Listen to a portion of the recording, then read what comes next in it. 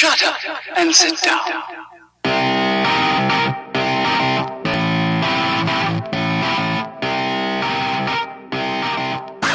Muy buenas noches, amigas, amigos, bienvenidos a esta emisión del ¿Quién para no ir? Y en el ¿Quién para no ir? Estuvimos aquí peleando para que nos acompañe David Chávez hoy. Para nosotros es un honor, David, contar con tu presencia.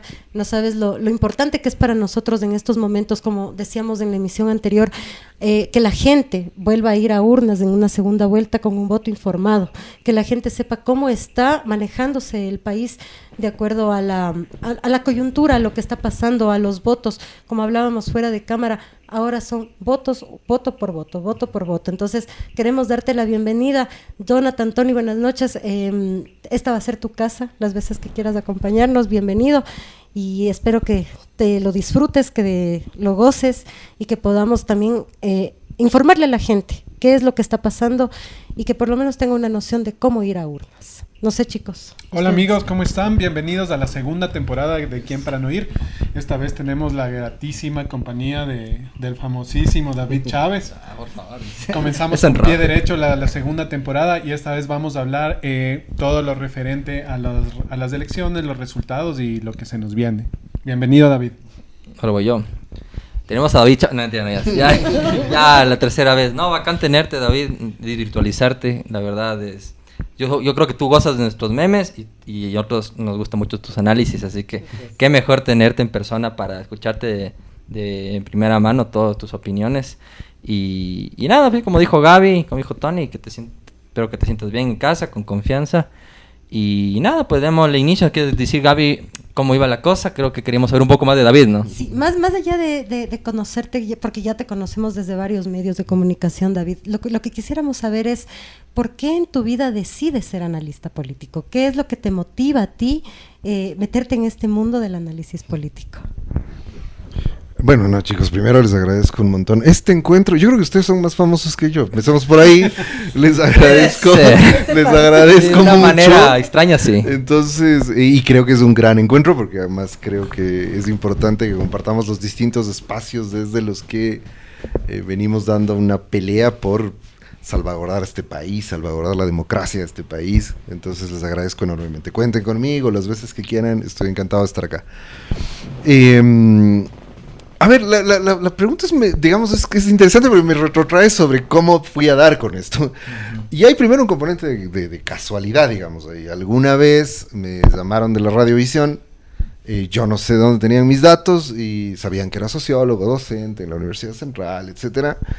Y me dijeron, ¿le interesaría venir a hablar de no sé qué tema? Ya ni me acuerdo qué tema era y cuál es su posición. Yo dije, yo estoy del lado de la izquierda, si quieren voy.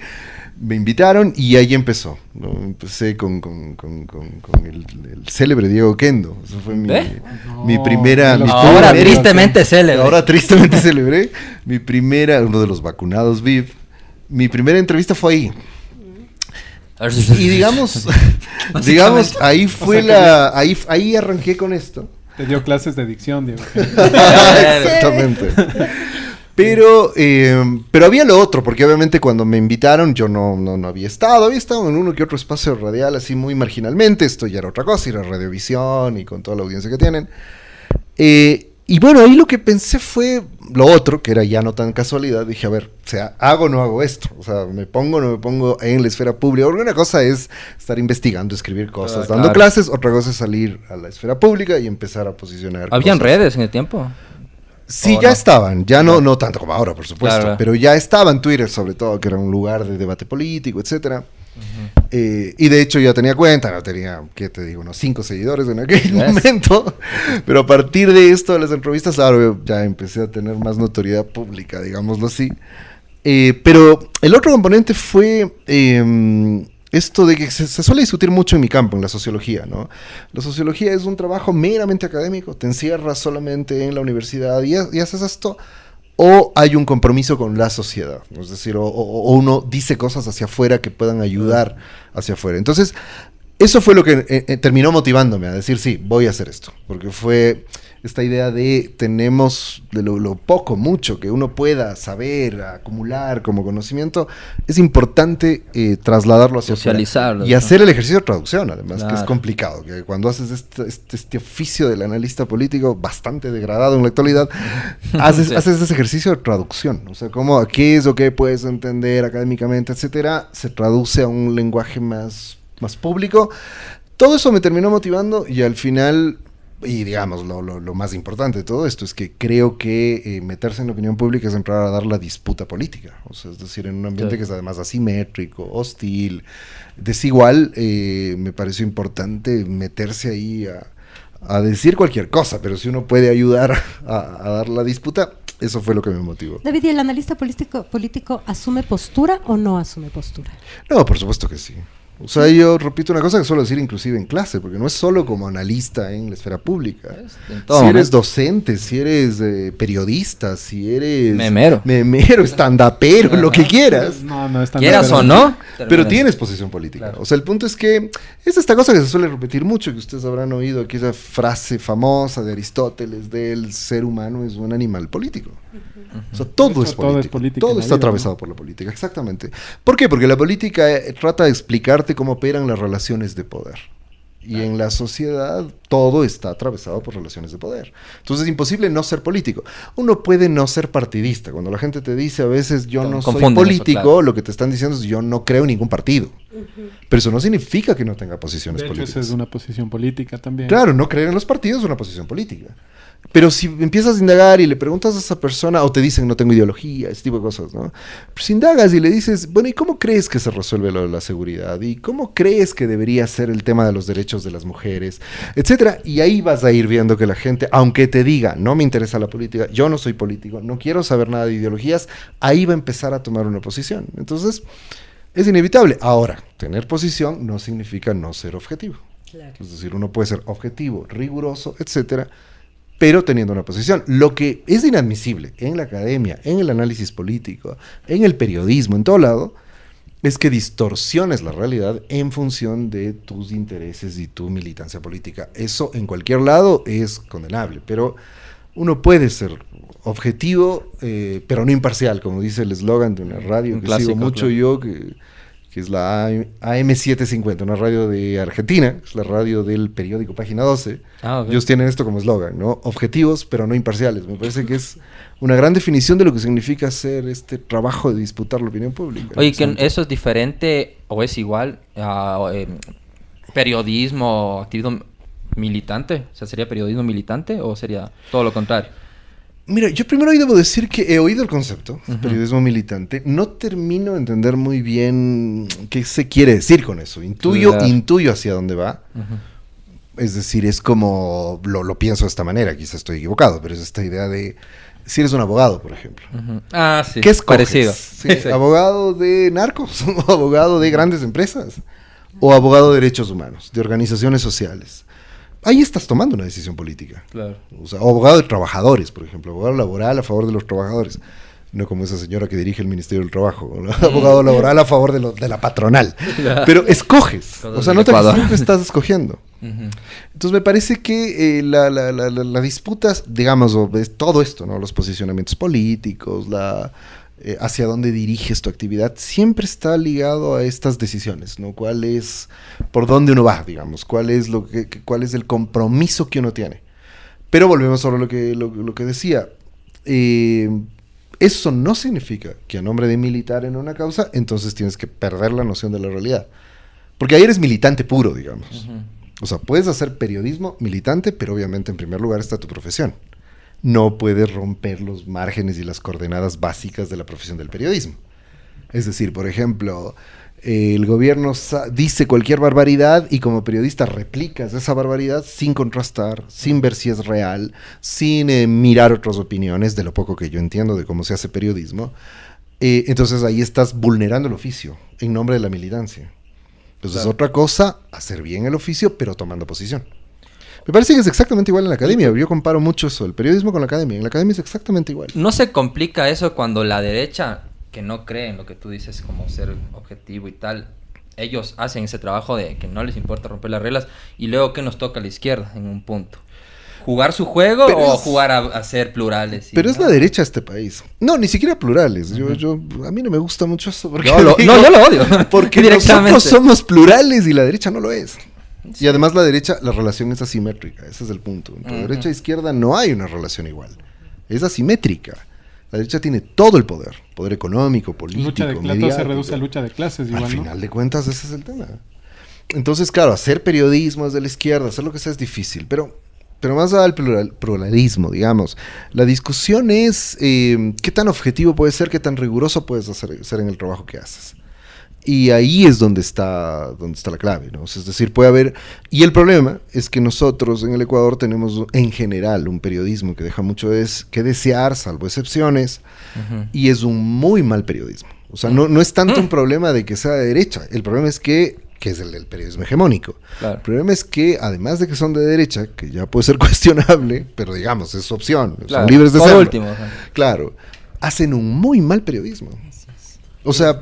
Miren, solo les pongo un ejemplo. Igual vuelvo a la Argentina. En la Argentina hay un periodista que es como una institución del periodismo argentino. ¿Que se murió? Ernesto Tellenbaum. No. Ese fue un vendido terrible. Lanata, Jorge Lanata. Tellenbaum, por ejemplo, Tellenbaum es un liberal. En estricto sentido. O sea, él no es castrochavista, no es peronista, no es kirchnerista. Combatió al kirchnerismo y al peronismo cuando Cristina era gobierno. Pero ahora combate a Milei.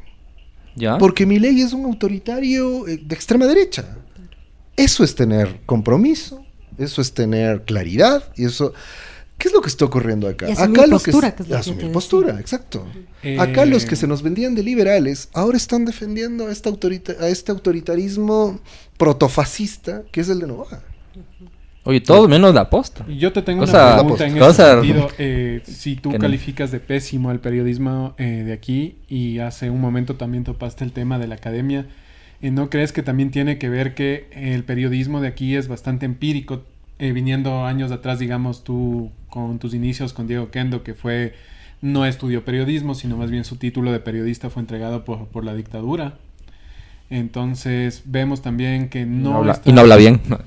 No está como muy inmersa la academia en el periodismo y también tiene que ver con la profesionalización de esa área aquí.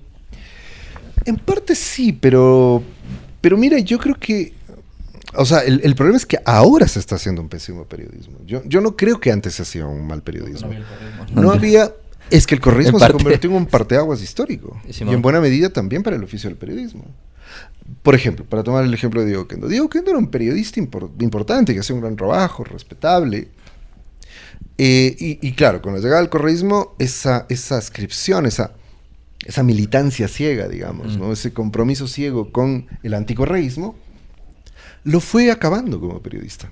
Fue deteriorando su oficio, a pesar de que siempre fue un buen periodista. Es el caso de Carlos Vera. Un clásico. Carlos Vera era no voy a decir que un gran periodista en una institución, pero era un buen periodista. Y desde que asumió el anticorreísmo como fe religiosa, ahora da pena. Da pena porque se ha vuelto casi un troll del gobierno. Y el otro ejemplo que quisiera ponerles, que quizás ustedes no lo recuerden mucho, son chiquitos. Pero él es grande y es más grande. El único chavo soy yo, creo. Bueno, entonces capaz que sí lo recuerdan. A ver. Pero El Universo, por ejemplo, antes del correísmo, El Universo era el mejor periódico que tenía este país, y era un periódico respetable, plural además. Si veías la página editorial del Universo, era la más plural de todos los periódicos de este país. Tenías... ¿Hoy tal vez? El Hoy en su mejor época, que era el único periódico de izquierdas que era de izquierda. País. Claro. El Hoy nació como un periódico de izquierdas. Y tenía toda una visión de izquierdas, tenían una cantidad de propuestas además. Desde el nombre, ¿no? Eloy Alfaro. Claro, tenían un personaje que en los años 90, que era Don Eloy, tú llamabas. El número era 491-333 y era como una red social de teléfono. Los datos curiosos de los años 90. Sí, he tenido la edad que dice que tiene. Sí, pareció tratamos como bobos. Y además tenían un segmento cultural que era una maravilla, que se llamaba La Liebre Ilustrada, que era un folleto cultural que salía con el periódico los domingos. Una estupenda... O sea, en ese tiempo se hacía muy buen periodismo. Dentro de los límites del Ecuador, etcétera. Pero como digo, El Universo, que no era de izquierdas, porque el Hoy era un periódico de izquierdas, pero El Universo no era de izquierdas, pero era un periódico muy liberal, en el mejor sentido, en el sentido New York Times, digamos, ¿no? Liberal, con opiniones diversas, plurales, o sea, buena parte de la gente que ahora persiguen, detestan, odian, escribía ahí, y de los correístas, etcétera. El lío es que en el conflicto político con el correísmo esta gente se pierde y empieza a militar por el anticorreísmo. Podían darse el lujo de ser liberales y todo, mientras no estuviera en peligro su... O sea, llegó el correísmo y corrió peligro todo su noción del mundo, ¿no? Su libertinaje. Claro. Hasta eso jugaban a ser... O sea, era bonito, ¿no? Ser como plural y tal cosa, pero llega alguien que ya te marca un riesgo, entre comillas, porque no sé si sea su riesgo. Bueno, depende de quién sea el dueño, ¿no? Pero es loco como antes podían darse el lujo de abarcar a la izquierda también. Sí. Y David, en ese porque sentido, no era porque era inofensiva. Sí, y yo también quería preguntarte, bueno, y antes de entrar de lleno al tema de las elecciones y todo lo que ha pasado. Cierto. ¿Qué pasa con los medios de comunicación? O sea, cerremos con este tema porque ¿hasta qué punto es tan ético o tan permisible que los medios de comunicación se manden toda una publicidad rimbombante ante un gobierno que realmente tiene fallas? Porque si tú te fijas en los medios oficiales, en los medios privados, la mayoría saca publicidades, saca cosas positivas, saca que se está haciendo, pero no se está haciendo, o sí se está haciendo. ¿Y por qué los medios están en esta postura de...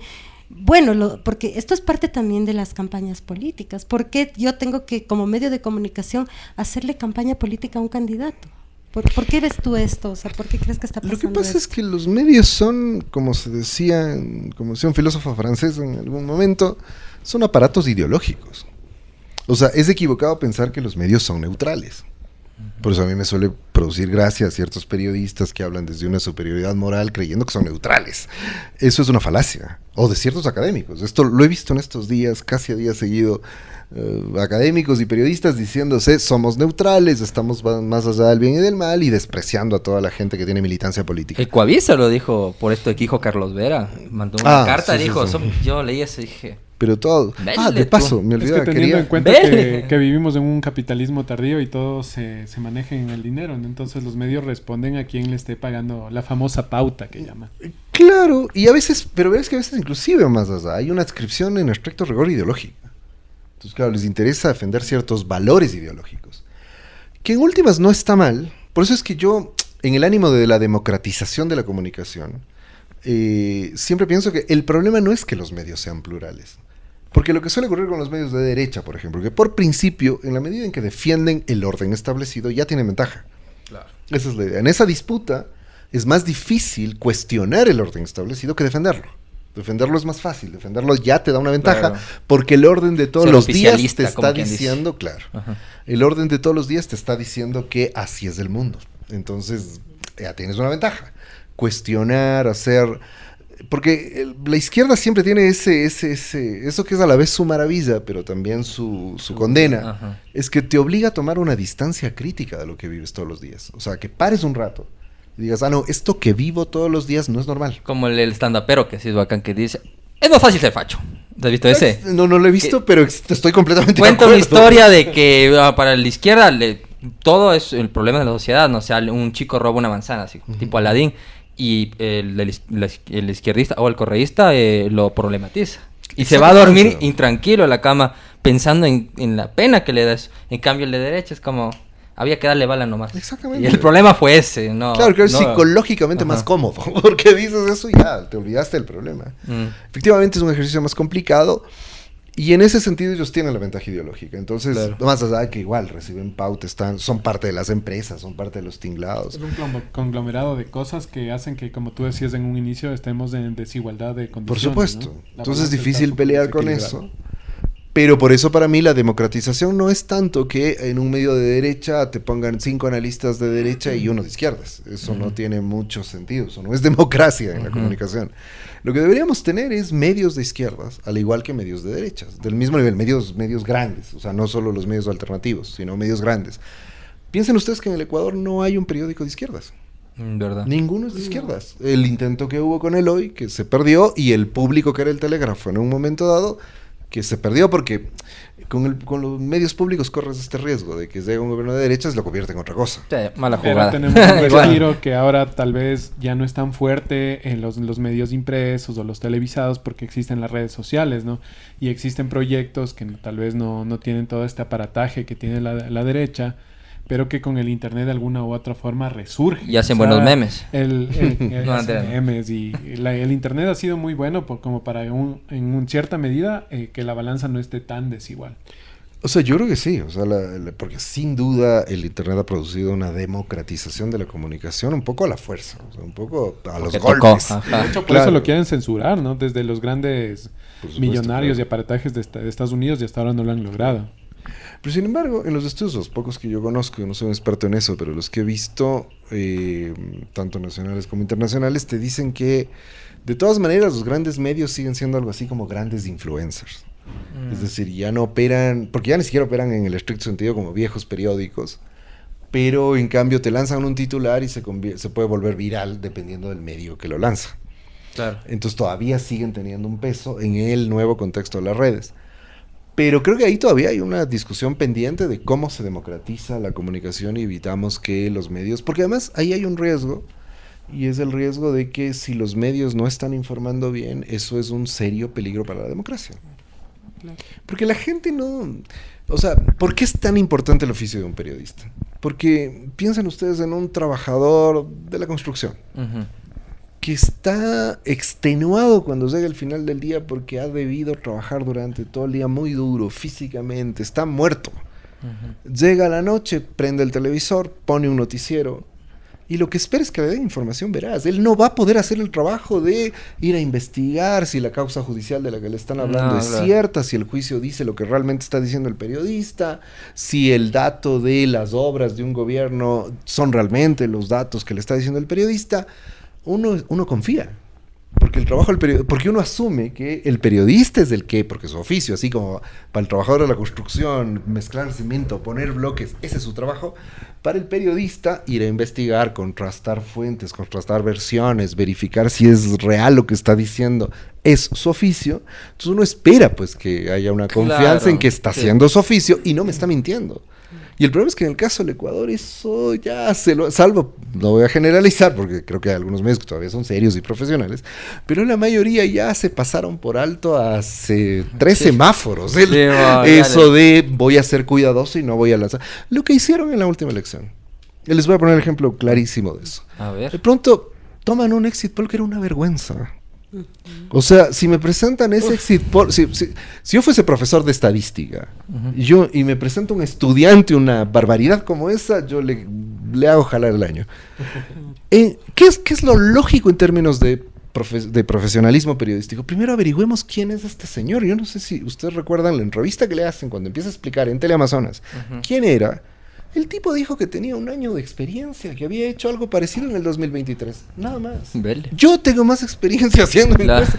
¿Cómo un medio como Teleamazonas se prestó para esto? Claro, toma un tipo, porque vos dices, tiene que haber un filtro. Es decir, por lo menos si voy a presentar un exit poll en una elección tan complicada, todos sabíamos que esta elección era complicada.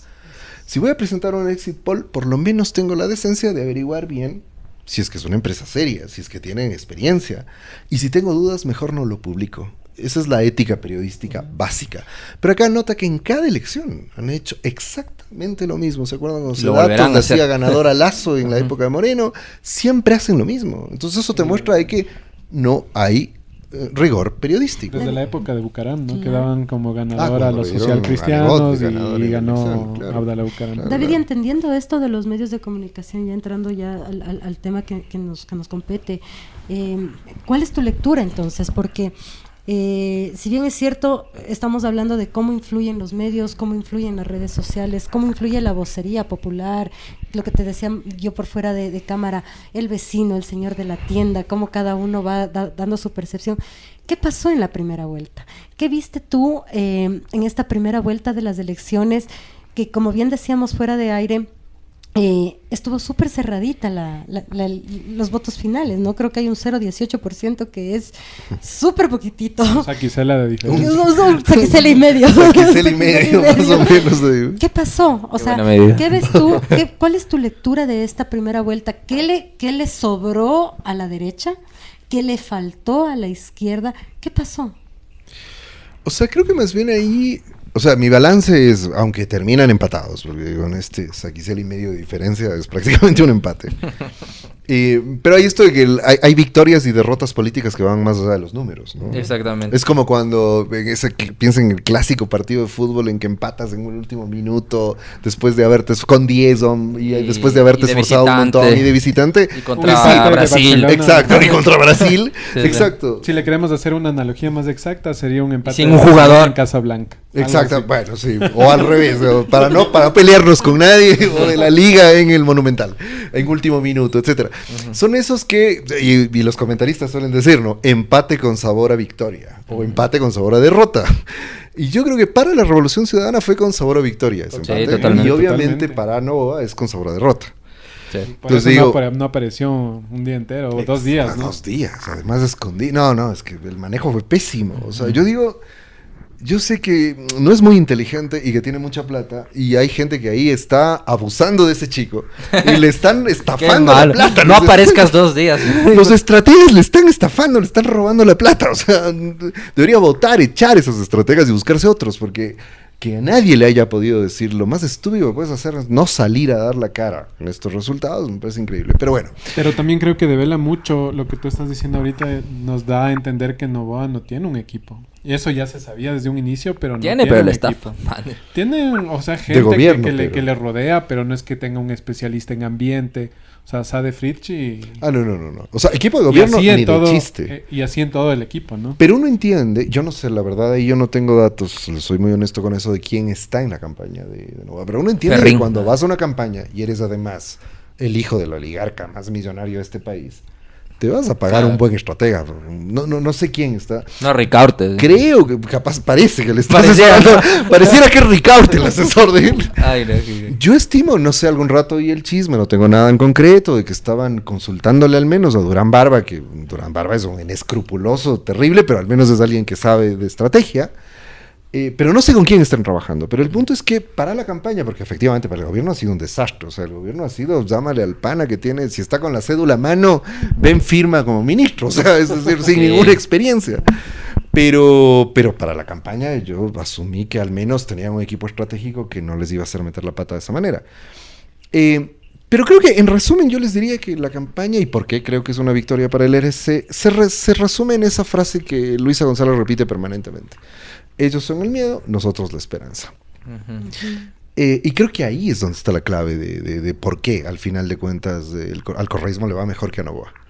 Porque Novoa, y me parece que además tontamente, yo creo que es así, han insistido en lo mismo. En meterle miedo a la gente, seguir diciendo que es que los narcos, es que Venezuela, es que los ecuadólares, es que la dolarización, los mismos cuentos que venimos oyendo 8 años.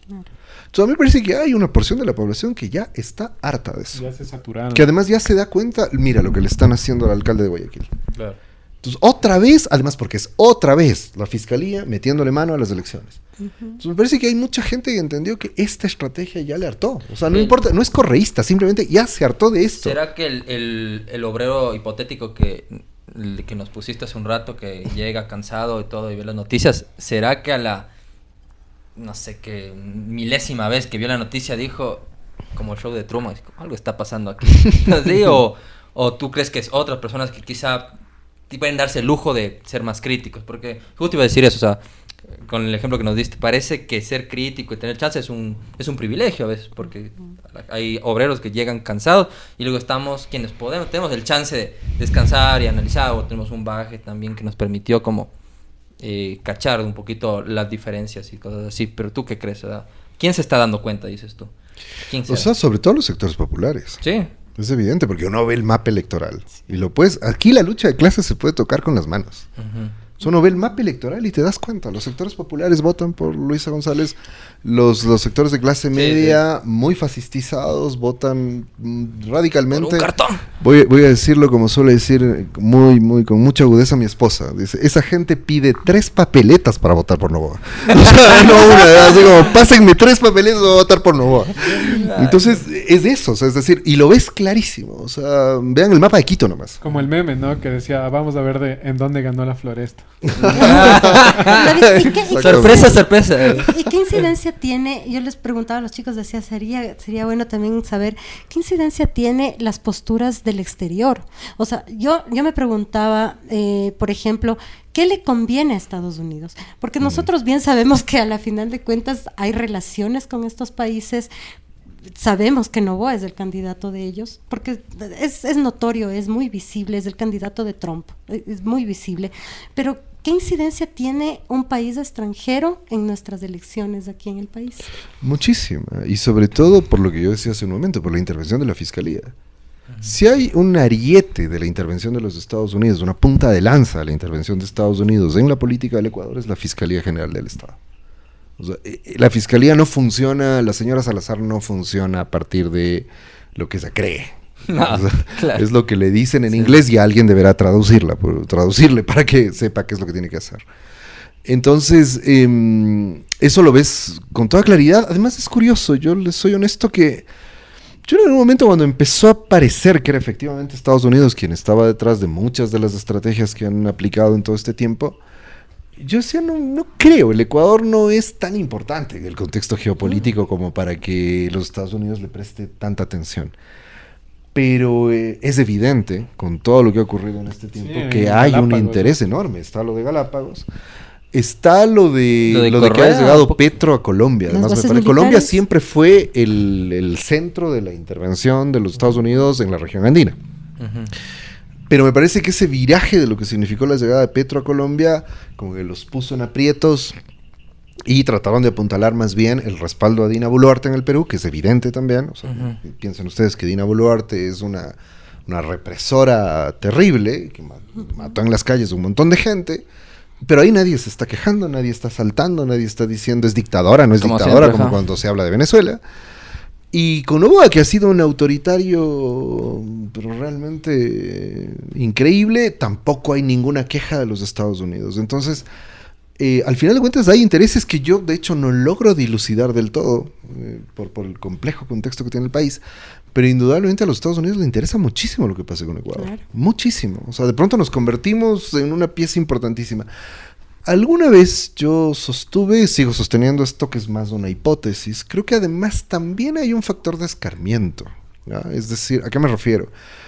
Cuando haces una evaluación así muy rápida de lo que fueron los gobiernos progresistas, llamados así, ¿no? Los gobiernos del socialismo del siglo XXI, en Sudamérica sobre todo, los más exitosos fueron 2, Bolivia y Ecuador. Uh-huh. Y me parece que sí hay un intento además de destrozar cualquier posibilidad de que esas experiencias vuelvan, sobre todo en el caso ecuatoriano, vuelvan a estar en el gobierno, para generar este efecto de escarmiento de no hay ningún buen ejemplo, todos son malos ejemplos. Uh-huh. Y está también el golpe de Estado en Bolivia con Evo, en donde evidentemente también los Estados Unidos metieron mano directamente para dar el golpe de Estado, con la OEA sobre todo. Uh-huh. Entonces uno dice como que Bolivia y Ecuador ha sido así un blanco al que había que golpear. También por eso, me parece que es complejo, es decir, no creo que esa es la única causa, está lo geopolítico, está el interés regional, pero me parece que hay también esta cuestión política. Que se salvaron en Brasil. Ah, no, por supuesto, pero claro, al final porque Brasil tiene un peso mayor y fue más difícil. No, pero, claro, lo que yo te entiendo es que pasa que Ecuador y Bolivia, supongo que antes de Evo y antes de Correa eran ejemplo de nada, o sea, de hecho Ecuador, como tú dices, creo que lo pueden confundir con un país de Centroamérica, o sea, de verdad no está en el mapa, y que de repente venga un gobierno exitoso de izquierda, porque hay otros gobiernos que no quiero decir que son, quiero entender un poco lo que dices, que no es que no sean exitosos, sino que no tienen esta muestra como de, no sé, Correa llenó de infraestructura, por ejemplo, es algo muy visible incluso para la clase media, ahí creó algo como exitoso en el sentido hasta capitalista de la palabra. Otros gobiernos me parece que no fue tanto así, o sea, fue otro trabajo, y me parece que yo tuve el chance de ir a Bolivia y tienes razón, o sea, es parecido a Ecuador en ese sentido. De repente es un país que no tenía y la infraestructura de un país hasta cierto punto desarrollado, y de repente te ofrecieron lo que todavía termina siendo Ecuador, pese a que ya lo han destruido, y lo que fue Bolivia, o lo que es Bolivia, que es un país decente, o sea, en términos estructurales, no sé cómo decirlo, como de infraestructura me refiero, sí. Todo eso. ¿Eso te refieres un poquito? O? No, por supuesto. Pero verás que la infraestructura es lo que vemos más superficialmente. Sí, ajá. Lo que estos gobiernos hicieron es construir estados democráticos. Ok. O sea, por eso es que a mí me parece ridículo esa discusión del autoritarismo, no sé qué. Eso es... romper periódicos. Eso es retórica. No sé si nos puedes ayudar derribando un mito. ¿El socialismo del siglo XXI es socialismo? Existe buen mito. Mitos y verdades. Mitos y verdades, Canal 4. Yo ahí no tengo mucho que darme vueltas. Es socialismo porque ha reivindicado un horizonte socialista y sobre todo por una cosa. Es socialismo en el sentido de que no está viviendo en el sótano de los viejos recuerdos de la izquierda con unas ideas anquilosadas y un poco a lo Intilimani, a lo Intilimani del socialismo del siglo XX. Cierra la muralla. O sea, y más allá que adoro toda esa época, adoro toda esa cultura de izquierdas. Pero sí es sótano. Yo me animo a creer que lo que han representado estos procesos políticos es algo así, algo que podríamos llamar neosocialismo. Okay. Es decir, y tomarse los medios de producción. O sea, te abre la posibilidad hacia eso. O sea, se los voy a poner de esta manera. Pero no se lo logró. En una discusión... Pero es que no es el objetivo. O sea, porque yo creo que están muy conscientes, o sea, los nuevos socialismos están muy conscientes de que en este momento eso no es posible. Porque claro, si eres una secta marxófona en la universidad tomando bielas en algún bar y dices, nosotros somos los super revolucionarios y no sé qué... Tantos amigos. Claro, es muy fácil decir, no, este gobierno reformista socialdemócrata. Pero si estás ejerciendo el poder y estás disputando contra las élites, la hegemonía, la historia es otra. Es que es más efectivo en ese sentido. Y como les decía, lo voy a poner de esta manera, que es una cosa que a mí me parece que debe motivarnos a reflexionar mucho. Es posible en el siglo XXI, si luego de las derrotas y de las cosas terribles también que pasaron con el socialismo del siglo XX, es posible ahora que pensemos en una sociedad colectiva que tome los medios de producción sin un Estado eficiente. Claro, difícil. Entonces, y aquí viene el segundo mito, perdón que te interrumpa. ¿Por qué no le llamas entonces progresismo? Yo también tengo ahí... A ver, porque primero verán, porque además en el Ecuador pasan cosas raras. En el mundo entero, el progresismo es aquello que los fachos con mala onda llaman cultura woke. Eso es el progresismo. Feminismo, ecologismo, animalismo, indigenismo, pachamamismo. Eso es el progresismo. Eso no es socialismo, eso no es izquierda en estricto sentido. La izquierda y el socialismo... Pausa. ¿Puedes repetir de nuevo eso? Lo podría hacer en edición, pero... Escuche, y mirando a la cámara. No, o sea, lo he dicho en muchos espacios, o sea... No es... Porque además es así como surge la idea de progresismo. O sea, por ejemplo, les pongo el ejemplo más... perdón por tantos ejemplos de Argentina, tengo un vínculo cercano. Pero en Argentina, al interna del peronismo, hay toda una discusión respecto de los progres. Claro. Pero ¿quiénes son los progres? Los progres no son los que están defendiendo los derechos de los trabajadores, la lucha de clases, no. Los progres son las feministas, los ecologistas, los pachamámicos del peronismo. O incluso los kirchneristas dentro del peronismo. Parte del kirchnerismo, porque parte del kirchnerismo se apuntaló en estas demandas. Alberto Fernández. La Cámpora, sobre todo, que es la organización que recoge toda esta gente. No son solo eso, pero hay una buena parte que sí. Pero usualmente lo progre es eso. O sea, es esa cultura de los derechos individuales y colectivos más radicales. ¿Cuál es la clave? Son demandas de identidad. Claro, no de clase. Luchas, identidad, no igualdad. No igualdad social, es identidad. Derechos de todo tipo que al final terminan siendo una especie de versión del liberalismo radical.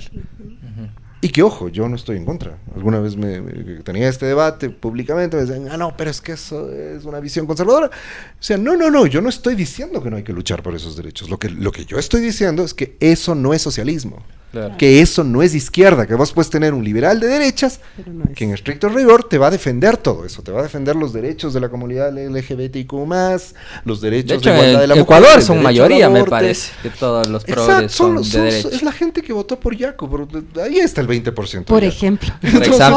Pero que el momento en que les dices, no, ¿qué tal si redistribuimos un poco la riqueza? ¿Qué tal si empezamos a controlar a los medios de comunicación y a la banca? No, todo bien con los derechos, pero a eso no toques. Y lo que hizo, o sea, ¿por qué en el caso ecuatoriano? Porque el correísmo socialista, primero porque volvió a poner el debate de las clases sociales, del Estado, la justicia social y el horizonte socialista en el contexto ecuatoriano. Es decir, claro, ahora, insisto, las sectas que representan además a sectores muy marginales de la sociedad, te van a decir, no, pero eso es, además con la displicencia que les caracteriza. Les encanta, claro. Eso es, no, yo que he leído el manifiesto comunista sé que eso no es socialismo. Yo me emborraché 2 días pero en el Partido Comunista. Pero no, y además uno dice, a ver, entonces que China es reformista, socialdemócrata. Claro. O sea, no, pues, China está abriendo un horizonte socialista. Porque en lo que estamos, uno de los problemas que suelen tener las sectas de izquierdas es que parece que el muro de Berlín no pasó nunca. Claro. O sea, parece que no hemos asumido que hay que partir de ahí. Y ese es el problema para la valoración de todo esto. A finales del siglo XX, nosotros fuimos derrotados. O sea, el proyecto que apuntalamos durante todo el siglo XX fue derrotado. Miren lo que está ocurriendo en Cuba, que es una cosa muy dolorosa, porque Cuba fue uno de los momentos más históricos, en términos históricos, uno de los momentos más épicos de las luchas sociales del siglo XX. Y posiblemente va a terminar como una farsa bufa con los dirigentes impresentables que tiene la revolución. Ese chisme está bueno. Entonces, o sea, yo espero que no. O sea, digo, ojalá esa gente pare y diga, hay que darle dignidad a la revolución, o sea, hay que estar a la altura de lo que fue la revolución de Fidel, del Che, de Camilo, etcétera. Pero es lo que pasó con la Unión Soviética. O sea, la gran gesta histórica que fue construir el Estado soviético, de la revolución bolchevique, terminó en una farsa absurda con Boris Yeltsin, con Gorbachev, entregándole el poder a unas mafias terribles, muy corruptas y destrozando uno de los proyectos históricos más fascinantes de la historia moderna. Entonces, lo que quiero decir con esto, quizá me ponga un poco dramático, pero lo que quiero decir es, eso fue una derrota. La música dramática. Fue una derrota contundente. Entonces, nuestro punto de partida es, fuimos derrotados, tenemos que reconstituir la alternativa socialista. Y a mí me parece que los gobiernos progresistas han logrado reconstituir el esbozo de lo que puede ser un horizonte socialista. No es que han construido ya un horizonte socialista. Pero por eso les decía, por ejemplo, tener un Estado altamente eficiente. Un Estado que sea capaz inclusive de ser más eficiente que las empresas privadas. O sea, la pregunta ahí es, ¿eso es o no es una condición básica para después poder administrar desde el Estado la economía de modo que pueda ser más equitativa y redistributiva? Y que se convierta en un derecho ciudadano. Urgente, no cualquier derecho. Claro. O sea, vuelvo sobre todo por lo que decías, ¿no? ¿Cómo tomamos los medios de producción? No hay otra vía que no sea a través del Estado, al menos hasta como la historia se ha dado hasta ahora. Pero si tenemos un Estado que es ineficiente, como les pasó a muchas experiencias socialistas del siglo XX, sencillamente vas a tener una debacle a la vuelta de la esquina. Si tienes un Estado eficiente, como está ocurriendo en China, con todas las críticas que le podamos hacer, abres la posibilidad de que, entonces quizás esa es la vía. Hay que abrir el debate, o sea, puede ser que no sea la vía, pero no puedes negar que ahí hay unos elementos interesantes para pensar cómo estamos entendiendo el socialismo en el siglo XXI. Oye, perdón, ahí tengo una pregunta y ahí te dejo. Entonces acá, porque yo creo que tengo un montón de preguntas. Y espero no poco tiempo, pero bueno. ¿Tú crees? Porque verás, yo soy del grupo de estos manes que cree, todavía no me convence, no mentira, que el correísmo no es precisamente de izquierda. O sea, yo tengo la hipótesis que yo te escuché en otra entrevista que si bien le relacionan con el peronismo y no son iguales, tiene algo del peronismo que incluso tiene una doctrina que no acepta, que dice que es de izquierda, ¿no? A mí me parece que el correísmo tiende un poquito a eso y ahí va mi pregunta. ¿Tú crees que es todo este correísmo que tiene facciones de derecha, tiene facciones quizá no tan de izquierda, todo es estratégico? ¿Hay alguien detrás diciendo, bueno, como tú dices, hagamos un sistema productivo privado bien estructurado, mejoremos el Estado y luego en un futuro lejano vamos a contraatacar y ahí sí a socializar los medios? ¿Eso es lo que dice? ¿Hay ese pensamiento entre el correísmo o quizá como pasa en el peronismo, dan por hecho que así va a ser, que va a haber siempre un sector privado y un sector público funcionando a la par. Yo no sé si siempre, pero no creo que lo piensen así con esa inminencia de esto es solamente un primer paso para ir hacia allá. No, me parece que hay mucho, porque al correísmo le caracteriza una cosa, que es mucho realismo y pragmatismo político. Un clásico. Empezando desde el Mashi mismo, o sea, él sabe con toda claridad que, y yo coincido con eso, o sea, este no es un momento en el que puedas pensar ya en una sociedad socialista. Entonces, un momento en lo que puedes pensar es en contención de la violencia con la que el capitalismo se está reorganizando a escala global. Primero contención, ya con eso tenemos bastante. Claro. Contener las lógicas violentas del capitalismo global ya es un montón. Hay cierta gente que iba a anular el voto que lo está pensando así. Es también. que es eso. Eso es interesante. O sea, es partir de ahí. Ajá, y de ahí como que apuntalar ciertas dinámicas en el marco del capitalismo que permitan generar mayor justicia social, mayor democracia, mayor redistribución. Ese es el horizonte. Okay. O sea, pero creo que sí hay ciertos atisbos de que eso está construyendo la posibilidad, más allá de las personas, porque así funciona la política, digamos. No es que si analizas todas las revoluciones empiezan así como que con vamos a hacer A, y de pronto resulta que ya están haciendo C, D, E, porque la dinámica histórica los fue llevando hacia allá, ¿no? O sea, las revoluciones de independencia en América Latina, aquí en el Ecuador, empezaron como, ¿qué tal si nos liberamos un poquito? O sea, no era como, hagamos la gran liberación. Liberémonos un poquito y que la corona nos dé un poco más de oxígeno y veamos qué pasa. Y después terminaron con, no, ya, dejemos de ser colonia, metámonos en repúblicas independientes. Suele ocurrir. La Revolución Francesa fue igual. Primero era una cosa más girondina, como se decía en la Revolución Francesa, más conservadora, más de construir, o sea, los primeros, los sectores que impulsaron la Revolución Francesa de inicio, los sectores que pensaban más en una monarquía republicana, al estilo de Gran Bretaña, al estilo de España. Y después se fueron radicalizando, porque claro, ¿cuál es la clave ahí? La sociedad se había radicalizado tanto que ya cuando la dinámica política empezó a tener un proceso concreto, no pudo contenerse y se fue de largo hacia versiones más radicales. No creo que estemos en un momento revolucionario, ese es el punto. O sea, históricamente en el mundo no estamos en un momento revolucionario. Estamos en un momento en donde estamos haciendo resistencia. O sea, el avance del capitalismo global, de las tendencias fascistoides, está siendo muy fuerte. Y creo que el otro no es orquestado. Lo que sí tienes es indiscutible. Por ejemplo, en el caso ecuatoriano, que el Mashi tiene una visión muy amplia. O sea, es decir, cuando vos ves el modo en que él piensa la realidad política, con Diego Rusarín, la entrevista con Diego Rusarín te deja ver con claridad la enorme visión que tiene. Sí, y además es angustiante cuando lo comparas con el contexto político actual. Yo siempre hago esta pregunta: ¿qué político en el Ecuador está a la altura de Rafael Correa? Sí, ese es un tema. David, hay gente que se ha sumado a la transmisión y nos ha dejado dudas. Y ahora sí te toca, estás en el banquillo de los acusados. Ayúdanos a resolver. Por ejemplo, vamos a empezar. Lola Memes dice, mi pregunta es la siguiente. ¿Saquicela es el nuevo César Montúfar? ¿Volverá a candidatizarse para alguna elección popular o tendrá la dignidad para no hacerlo? Yo espero que tenga la dignidad para no hacerlo. Es decir, que ante esa gran pregunta de Lola Memes podamos, o sea, creo que después de el apabullante desprecio que el pueblo ecuatoriano le ha mostrado a Casa Quisela, ya tenga la dignidad de no caer como César Montúfar, en creer que en algún día la gente le va a querer y le va a votar. Okay. A lo que sí llama la reflexión mucho lo de Saquicela, eso es la parte dolorosa, en cambio, más allá de todos los memes y los chistes que ha habido en torno a Saquicela, es que es dramático recordar que él fue el presidente de la Corte Nacional de Justicia. A la verga. O sea, cuando piensas en eso, es ¿qué diablos le pasó a este país? O sea, ¿cómo es que un tipo anticorreísmo como eso ese... le pasó. Exactamente. ¿Qué es eso? El anticorreísmo destrozó la justicia y la política en este país, pero la destrozó. O sea, cuando ves a Saquicela... Ni la Pichicorte se atrevió a tanto. La Pichicorte es la Corte Suprema de los Estados Unidos, al lado de esta gente que está ahora. Ay, qué chistes.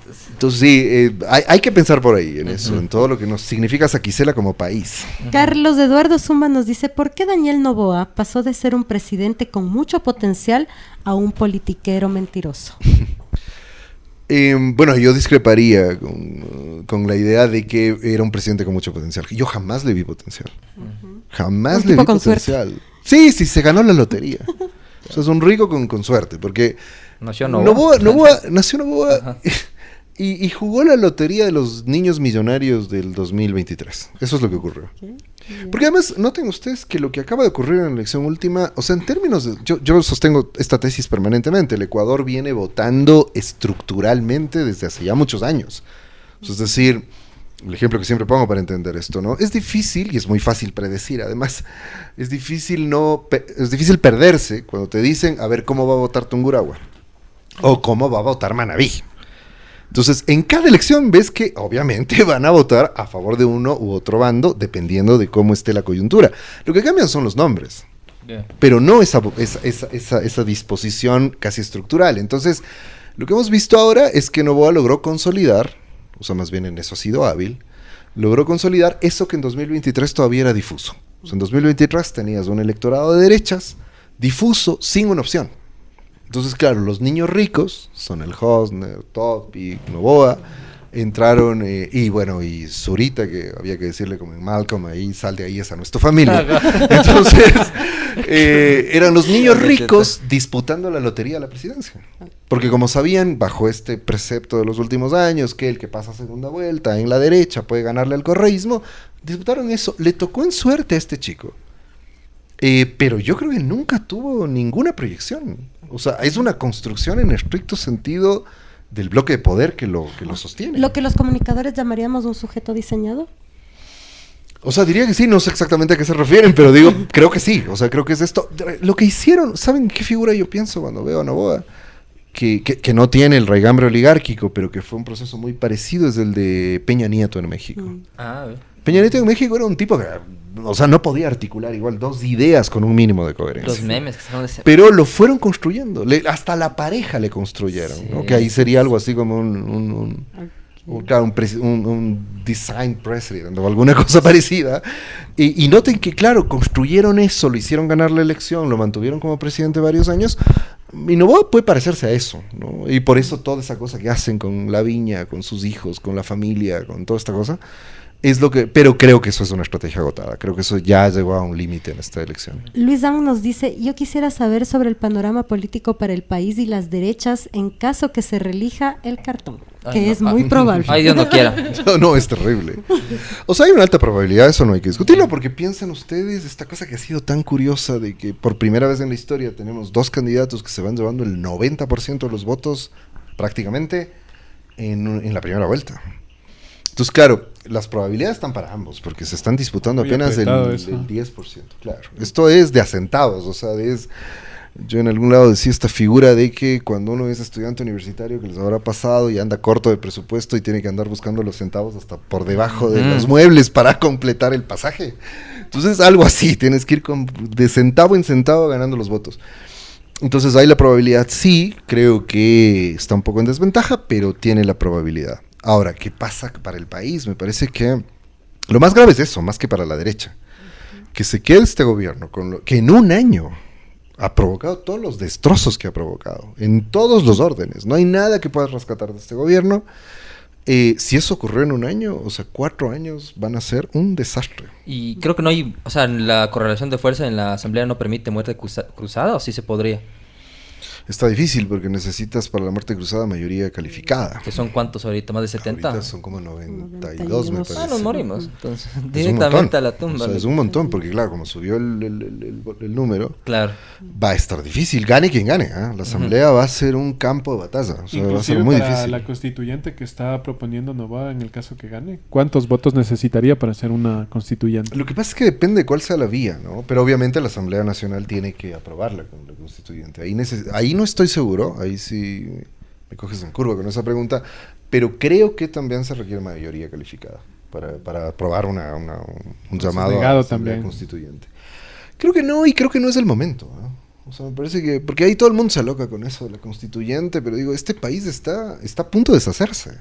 O sea, primero ordenemos lo más básico y de ahí sí podemos pensar en reformar otras cosas, ¿no? Diego Moreno nos dice, ¿cómo lograr que la coalición de izquierdas no se quede en el ámbito electoral y trascienda a una agenda de gobernabilidad? Bueno, ahí yo tendría... Lo voy a conectar con otra pregunta porque no quiero dejar de señalar algo que me parece importante sobre la anterior pregunta, y es que En cuanto a las derechas, una de las tragedias de lo que ha pasado en este tiempo es que las derechas no han podido constituir una alternativa política real. O sea, lo único que tienen como proyecto es el anticorreísmo. No tienen partido, no tienen proyecto nacional, no tienen liderazgos fuertes, no tienen cuadros políticos serios, no tienen equipos de gobierno, no tienen nada. Lo único que tienen es el anticorreísmo. Entonces, lo deseable en realidad, o sea, es una buena noticia que tengamos solo 2 partidos. O sea, después de los saquicelas de la vida que se lanzaron en esta ocasión, es bueno que les hayan dicho, no, panos, ustedes no votan ni siquiera el barrio. O sea, es como... nunca más.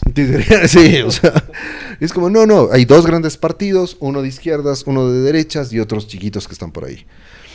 Eso sería saludable para un contexto político como el ecuatoriano. O sea, tener una alternativa de derecha, seria, sólida, con un partido que haga política. El problema es que ADN no es nada de eso. Entonces, inclusive en el plano, yo suelo decir inclusive a mis familiares, amigos de derecha, les digo, por Dios, exíjanles un poquito más. Claro. O sea, exíjanles un poquito. Exigimos mejores adversarios. Sí. Por favor. Ese es el punto. O sea, no puede ser que, o sea, estar a punto de ponerle candidata a la Belenix o al Suero de la Verdad. O sea, falta poco. Ese es el nivel de la derecha. De eso es el chamo que está en segundo semestre, creo que quedó como asambleísta. No, 19 años, hay un asambleísta. O sea, como asambleísta, un Igual, chico de 19 años. Es una locura. Ni el chico Yuca de Lazo. Bueno, sí, por lo menos menos él fue un meme. Claro. David, eso me hace acuerdo. O sea, es tal el nivel de poca disciplina que tiene el partido de Noboa, que de hecho si gana Luisa, muchos analistas dicen que él es capaz de deshacerse en mismo en la asamblea. Yo creo que sí, o sea, me parece que... Es que esa es la tragedia. Sí, o sea, mira, yo cuando apareció Creo, yo decía, Creo puede ser una alternativa interesante como partido de derechas. Claro. Si se ponen a trabajar, si consolidan el partido, etcétera, podía convertirse en una especie de paralelo del correísmo en la derecha. Pero claro, Lazo se ferió esa posibilidad, lo convirtió en una división más de su banco y ¿qué es Creo en este momento? Absolutamente nada. Creo ganó con el 52% de los votos de la elección anterior. Pero tal vez ahí el Partido Social Cristiano tuvo su oportunidad histórica de resurgir, pero a la final se fue más... Es que los social cristianos están en una decadencia de hace rato. O sea, además, el símbolo de la decadencia para mí es cómo perdieron a Cristina Reyes, por ejemplo. O sea, Cristina Reyes es un gran cuadro político de la derecha. Y la perdieron, la dejaron ir, porque el Partido Social Cristiano además tiene unos parámetros muy machistas respecto a la política, tiene unos parámetros muy conservadores respecto a la política, y no pudo ayornarse, digamos, modernizarse, y Creo tampoco lo pudo hacer. ADN ni de chiste es una opción. Entonces el problema sigue siendo que la derecha no tiene opciones. Ahora, en cuanto a lo de la izquierda... o sea, claro, no hay que perder de vista, porque uno dice coalición de izquierda y parece que fueron unos 5 o 6 partidos. Claro, pareciera la coalición francesa. Solo tenemos el nombre, ¿no? Claro, y es así como una gran coalición de poderosos partidos políticos. No. Es el pacto de la regalada gana, dice. Claro. El Pachacuti acaba de sacar el 5% de los votos. Que me parece importante. La votación de ISA es importante, es una reivindicación para ISA, pero es el 5% de los votos. Y el resto de partidos de izquierda alcanzan a ¿cuántos saquicelas? Unos 5 saquicelas. O sea, no alcanzan a más. Pero técnicamente ese 5% por las condiciones de este momento no es 5%. No, o sea, es determinante. Evidentemente ISA y el Pachacuti son los grandes electores. Eso es indiscutible. Pero mi punto ahí es, o sea, cuando hablas de coalición, hablas de un grupo de fuerzas que pueden disputar un escenario político determinado, y lo que ha ocurrido en este tiempo, que se resiste a aceptar mucha gente, es que el correísmo ha condensado todo el voto de izquierdas de una manera impresionante, y habría que partir de ahí, digamos, de ahí habría que hablar del otro. Lo otro es que no me voy a extender mucho en eso, pero yo he sostenido mucho aquello de que es muy difícil una alianza en estricto sentido entre el correísmo y el movimiento indígena, sobre todo, que me parece que es el actor más relevante. Los otros son absolutamente insignificantes. Mira. Pero es difícil por un montón de factores históricos, pero si al menos llegarían a un pacto de no agresión, ya es muchísimo. O sea, si ya llegan a eso, es muchísimo, y eso favorecería cualquier escenario para las izquierdas en la elección esta que se nos viene. Y Fernando Dávila te hace una pregunta que también va más o menos por ahí. Dice, ¿qué opinión te merece que Luisa conforme un tridente de seguridad con el Omoto Serrano, el Flaco Granja y el Jan Topic para pacificar el país? Omoto Serrano. Tenías que ser ambateño, Fernando. Triángulo de hierro. O sea, yo creo que hay que hacer un llamado amplio. Sí, la RC... Un crossover, dices tú. Un crossover, sí. Wow. Claro, Se como viene. Serrano Fit Topic, qué sé yo. Obviamente hay que hacer una convocatoria amplia con los cuidados del caso, porque también me parece que puede haber como... O sea, por dos razones. Porque el nuevo gobierno, y si es sobre todo un gobierno de izquierdas con Luisa González, va a requerir mucha fuerza democrática para poder ordenar el desastre nacional que hay. O sea, voy a poner lo que ocurrió hoy día, que es así, que se filtró ahí, ¿no? Que es como muy dramático, no sé si ustedes lo escucharon, que aparentemente el nuevo ministro, queriendo hacerse el interesante, el nuevo ministro del Interior, quiso descabezar la cúpula policial. Y los policías le dijeron, ¿cómo así? Aquí, ¿verdad? Nosotros. Claro, los policías, la cúpula policial... ¿Quieres Correa? Sí, claro, así como que eres de Omoto Serrano. No, La camisa para las patas. claro. No Dije, sea. se resistieron a renunciar. Claro. Entonces, nota que un gobierno que quiera cambiar las cosas, porque para mí evidentemente no ha querido cambiar y no va a cambiar las cosas, requiere de una fuerza democrática muy sólida y ahí acumular alianzas, tener algunos De izquierda y derecha. de izquierda y derecha, porque en este momento salvar la república. En este momento no podemos ponernos exquisitos como a ver, pasemos el izquierdómetro primero, Claro. a ver quién es realmente no, eso no. ¿Dónde queda el no Partido hay cómo. Comunista? ¿En qué calle? Lo otro es Oportunidad que histórica de que el voto nulo se juega la vida como país. es lo que la gente tiene que entender. O sea, porque yo te digo, ya, ponte todo lo anarco que quieras, todo lo del sistema es no sé qué, en otro contexto. Hazlo tú mismo. Claro, en este es como, Tus stickers, en hazlo serio, tú mismo, nos guárdalos podemos de quedar tu sin cajón. país si tomamos una decisión equivocada. Así es. O sea, es un momento excepcional. Hay mucha gente, eso, pues, soy honesto, a mí me molesta mucho. Mucha gente que desde su metro cuadrado, desde su narcisismo político, asume como que no, todo es lo mismo, desde hace 20 años es lo mismo. Entonces, lo que la gente tiene que entender es que esta es una situación excepcional. O sea, nos estamos jugando realmente la vida de la República. Aunque ya han escuchado muchas veces que es excepcional. O sea, eso hay que darle la razón. En general, yo siempre desde que voto dicen, no estamos jugando el país, no estamos jugando. Yo creo que en efecto no estamos jugando, No, pero esto sí. la Claro que gente se usa, lo ha tienes, repetido. Tienes razón, se usa muy, muy demagógicamente Ajá, esas como, expresiones. pues ahora a ratos. nunca, ajá. Pero en Esta las sí es la últimas realidad. elecciones sí, Ajá. porque además lo vamos viendo. O sea, piensen en ustedes, de la última elección a este país, o sea, cada vez está peor. O sea, tenemos ya no solo la violencia criminal, no sé qué, sino que además tenemos ya crímenes de Estado, Así es. crímenes de lesa humanidad. Sí. Es decir, vamos para peor todo el tiempo. Magnicidios. Claro, o sea, es decir, porque además nos vamos olvidando, ¿no? O sea, aquí pasan cosas tan horribles que nos vamos olvidando, o sea, ya... Y normalizando. Exactamente. Y ese es un buen punto. ¿Quién se acuerda del crimen de Villavicencio? Casi nadie, o sea, porque ya pasó, lo usaron como tenían que usarlo políticamente, ya nadie lo recuerda. ¿Alguien sabe, Porque no han les sirve, investigado, no han investigado? No, están ocupados en otras cosas. Entonces, en Ni esa Guardarrayas se acuerda ahora. Ni guardarrayas. David, tengo 3 preguntas más. Dicen, Claro. ¿la extrema derecha está gobernando y es fascismo lo que vivimos en el entorno ecuatoriano? Porque para mí sí lo es, dice Marcelo Congacha. Yo creo que sí, o sea, creo que, a ver, lo que habría que tener en cuenta es primero que a escala global estamos viviendo este ascenso del fascismo. Lo acabamos de ver en Alemania, una fuerza política. En Alemania, o sea, si ya te está pasando eso en Alemania, es como ya. Ahí que es una vergüenza hablar de Hitler y todas esas cosas. Empecemos a hacer maletas y veamos para dónde nos vamos. O sea, en Alemania, Alternativa para Alemania termina siendo la segunda fuerza política del país.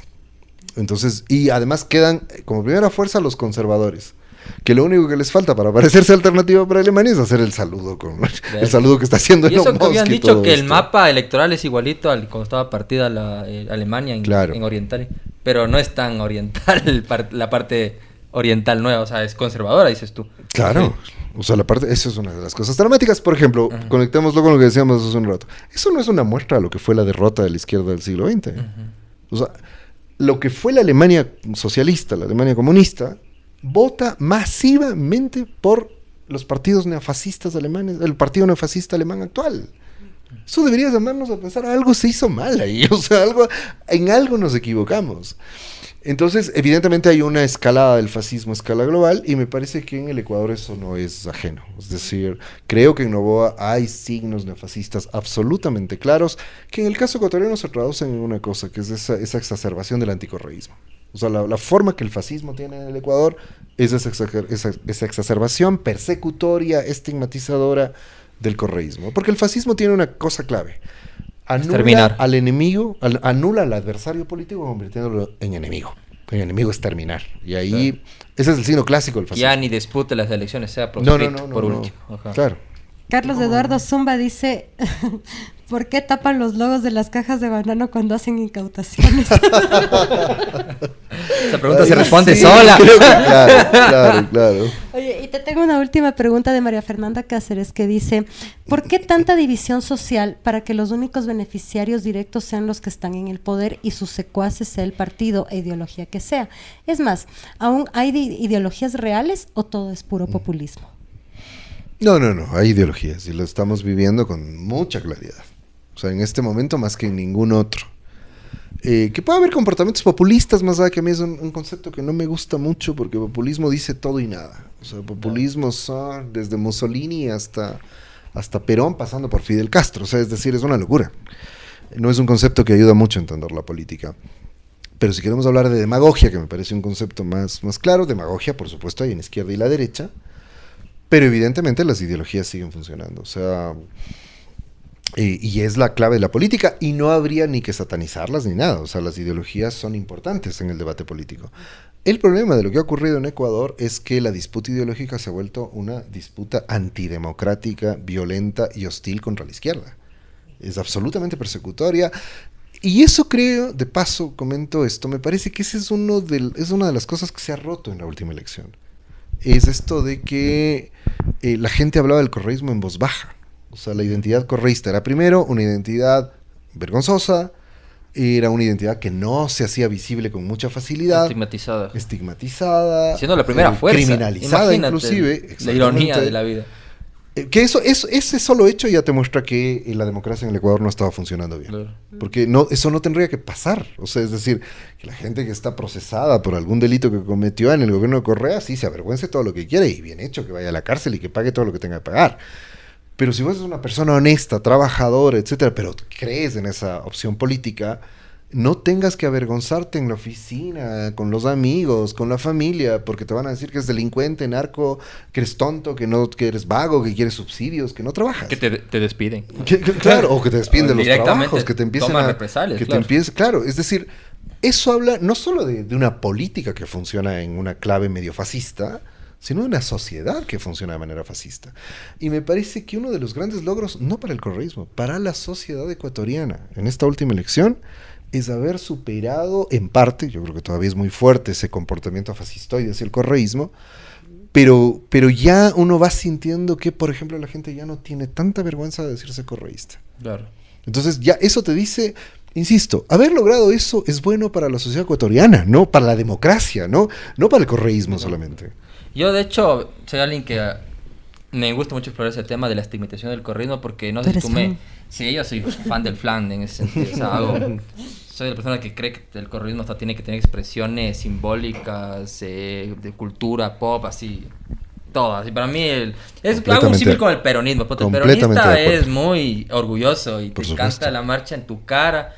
Yo creo que en fin de año, estos hijos de puta de los argentinos empezaron a cantar la marcha peronista. En fin, no tenía nada que ver, caché, pero es el orgullo. Sí. Entonces, yo siempre quiero eso para el correísmo. ¿Y sabes por qué lo quiero en parte? Yo que me considero correísta.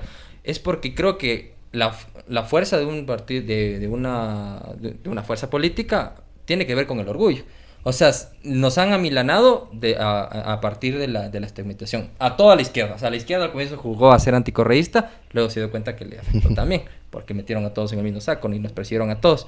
Pero no sé qué piensas tú, o sea, para mí es vital, incluso, yo diría que incluso antes de la discusión meramente ideológica, romper con el estigma en general y en este caso del correísmo, o sea, rompes el estigma, se habla en la sociedad, logras hablarlo en la sociedad, gente que estaba dubitativa empieza a entender tu punto, porque no puedes explicarle en el proyecto correísta si de buenas a primeras crees que eres un ladrón o apoyas ladrones, ¿entiendes? No sé si me gusta explicar. No, claro, entiendo y comparto plenamente lo tuyo, o sea, es decir, porque miren, la política, que a veces uno puede cometer el error de creer que la política es el juego de unos actores racionales que piensan racionalmente sus decisiones, como piensan los economistas, ¿no? Los economistas suelen decir, los economistas mainstream, ¿no? El actor económico es un actor racional que calcula sus costos y sus beneficios y decide a partir de eso. Ni en economía se cumple eso. Claro. Porque en economía no es que el actor es racional. A veces lo que nos pasa a todos, ¿no? Por más que hayamos leído el Manifiesto Comunista, o sea, a veces compras cosas simplemente porque sientes una pulsión casi emocional porque algo te gusta y quieres comprarlo. No es que estás haciendo el cálculo racional de la calidad. ¿No? A veces fingimos, decimos, no, es que sí, la calidad es muy buena, no sé qué, estás pagando un montón de plata por algo que tranquilamente lo podrías sustituir con otra cosa. Peor en la política. Entonces, claro, creer que en la política la gente decide en función de criterios racionales. Que lee los ¿cómo se llaman? Los planes de gobierno. Claro, que lee los planes de gobierno, no, es absurdo, no. Sí. La política es un espacio de pasiones, de ascripciones y de identidades fuertes, y eso no está mal. Es parte de la disputa política, crear signos, crear representaciones, sentir que eres parte de un colectivo. O sea, eso es fundamental en la política. Y claro, si la derecha hizo bien algo en este tiempo, es haberle hecho sentir a la gente que adscribía a posiciones de derecha y anticorreístas el sentido de pertenencia y el sentido que está luchando por algo. Eso es clave. En la política eso es clave. Lo que tú dices no es como la mística. Tienen una mística. Exactamente. Ajá. Transmitirte el hecho de que estás dando una pelea que es importante y que para la derecha, o sea, creo que hay gente que ya está descreyendo de eso, pero para los votantes de derecha, no digo para los partidos, no, para la gente que vota por la derecha. La gran pelea épica, la gran pelea al estilo Avengers de esta época ha sido pelear con el correísmo. Claro. Y eso pero tras eso hay una épica, o sea, no es que lo del anticorreísta es simplemente un enfermo odiador fanático, o sea, cree también. Hay una parte positiva, digamos, en eso, que es esto de tenemos que derrotar al correísmo porque el correísmo es el causante de todas las crisis que estamos viviendo. Oye, pero es loco porque lo creen desde un individualismo la derecha. Eso es porque la izquierda es el colectivismo, claro. Te doy la mano, hermano, vamos. La derecha es chistoso porque se unieron en pequeñas individualidades. No sé si me explico. De acuerdo, sí, pero hay un sentido. Pero sí, pero es interesante, o sea, hay el sentido de somos la patria y estamos peleando contra los malos, que son los correístas, ¿no? Entonces lo lograron hacer bien. Creo que en esta última elección ese es otro de los detalles que me parece importante, es que la ARC también logró romper eso. O sea, la ARC logró construir que a mí me parece que le había costado mucho en las otras elecciones.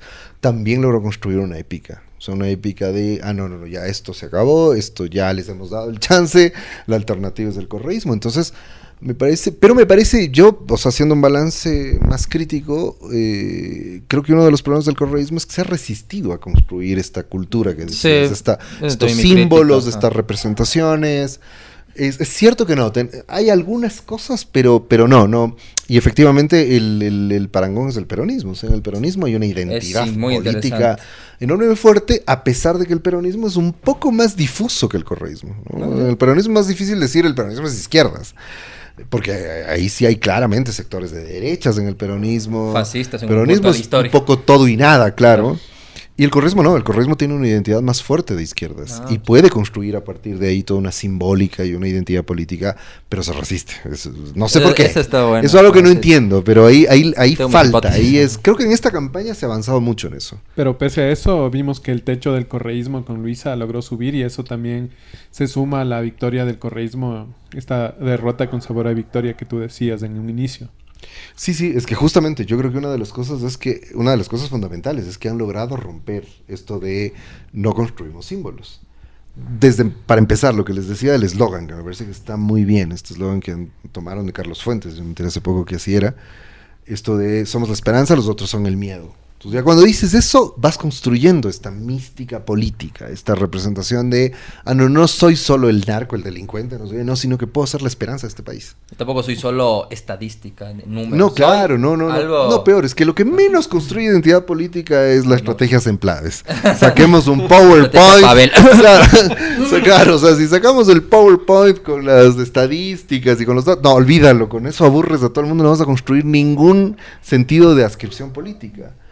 Pero en cambio, si miras, hay una cosa que a mí me llama mucho la atención de la campaña de la Luisa, y de ella particularmente como política, es que yo creo que, no sé si ustedes coinciden conmigo, pero yo creo que la mejor Luisa es la Luisa del meeting político, la Luisa de tarima. Claro que sí. Cuando oyes, la campaña me sorprendió. La primera vez, el abre de campaña. Cuando le oyes en meeting, ese discurso increíble en medio de la lluvia, que además recordaba al Mashi, ese tipo de cosas son las que hacen política. O sea, ahí es como la hinchada de fútbol. Yo siempre digo, lo más cercano para entender la política en el mundo moderno es cuando hinchas por un equipo. Y hay gente que sataniza eso, dice como, ay, no, ahorita futbolizaron la política, pero el fútbol se politizó, mejor dicho, en cierto punto. O sea, primero es así, ajá. Es que sí. Pero es que no son pasiones en el aire. O sea, son pasiones que te identifican ideológicamente. Claro. O sea, son cosas que te van dando una adscripción de clase, por ejemplo, ¿no? O sea, al final de cuentas, para volver sobre el ejemplo de la Argentina, el peronismo, aunque es difuso en términos ideológicos, pero hay una cosa que es central. El peronismo es identidad de la clase trabajadora. Sí. Eso sí es indiscutible. Y nacional. Entonces, y nacional popular, como suelen decir los argentinos. Entonces, claro, ahí tienes eso, o sea, son esos signos, no son signos en el aire, no es el marketing. No. O sea, no es generar pasiones a partir del cartón, de los zapatos rojos, eso dura nada, eso es efímero, no te construye identidades. Es descartable. Claro. En cambio, cuando tienes identidades de más largo plazo, y el correísmo está en eso, o sea, el correísmo no se va a ir, el correísmo está en la política, va a estar en la política ecuatoriana por mucho tiempo. Y entonces ya ha construido también símbolos culturales, pero creo que podrían, o sea, no digo que no lo hayan hecho, para mí el cuestionamiento es que no lo han aprovechado suficientemente. Creo que tienen un potencial enorme para construir símbolos políticos mucho más allá de lo que han hecho hasta ahora. David, y bajo estas lecturas, bajo este escenario, ¿qué perspectiva tienes tú de la segunda vuelta? ¿Qué mirada le das tú a esto que se viene? Estamos a... ¿qué? Ni un mes. Cositas se vienen. Estamos a poquito de volver a ir a urnas. Ha habido ataque del lado de la derecha hacia la izquierda. La izquierda se ha mantenido en su postura de manejar su política y su campaña. Pero, ¿qué ves tú? O sea, esos votos que necesitamos, como hablábamos desde al principio, el voto a voto. Esos votos, entendiendo que también las comunidades indígenas también ya se han pronunciado. Hay algunas comunidades que han dicho, no, nosotros no vamos a votar por Luisa González. Yo tengo mi pensamiento personal acerca del correísmo. Yo no creo que sea izquierda pura, por ejemplo. Creo que hay muchas cosas que tiene el correísmo. Sin embargo, me encanta mucho este tema del trabajo social, que es lo que han venido haciendo durante casi toda su vida de gobierno, desde que Correa estuvo en el poder 10 años, ¿no? Pero, ¿qué viene en la segunda vuelta? Porque, ¿cuál es la estrategia del candidato de derecha? Seguir atacando. ¿Cuál es la estrategia de la candidata de izquierda? Es lo que yo te decía por detrás de cámara. Ella está utilizándole, tú me decías, es una estrategia. Ella está sola con el partido del correísmo. ¿Qué lectura te da esta segunda vuelta a ti? A ver, o sea, de entrada creo que tal como están las cosas hasta ahora, en el Ecuador hay una cosa, es que la situación puede cambiar súbitamente de un momento a otro. Y por factores, además en el campo electoral, por factores usualmente extraelectorales, extrapolíticos y extrademocráticos.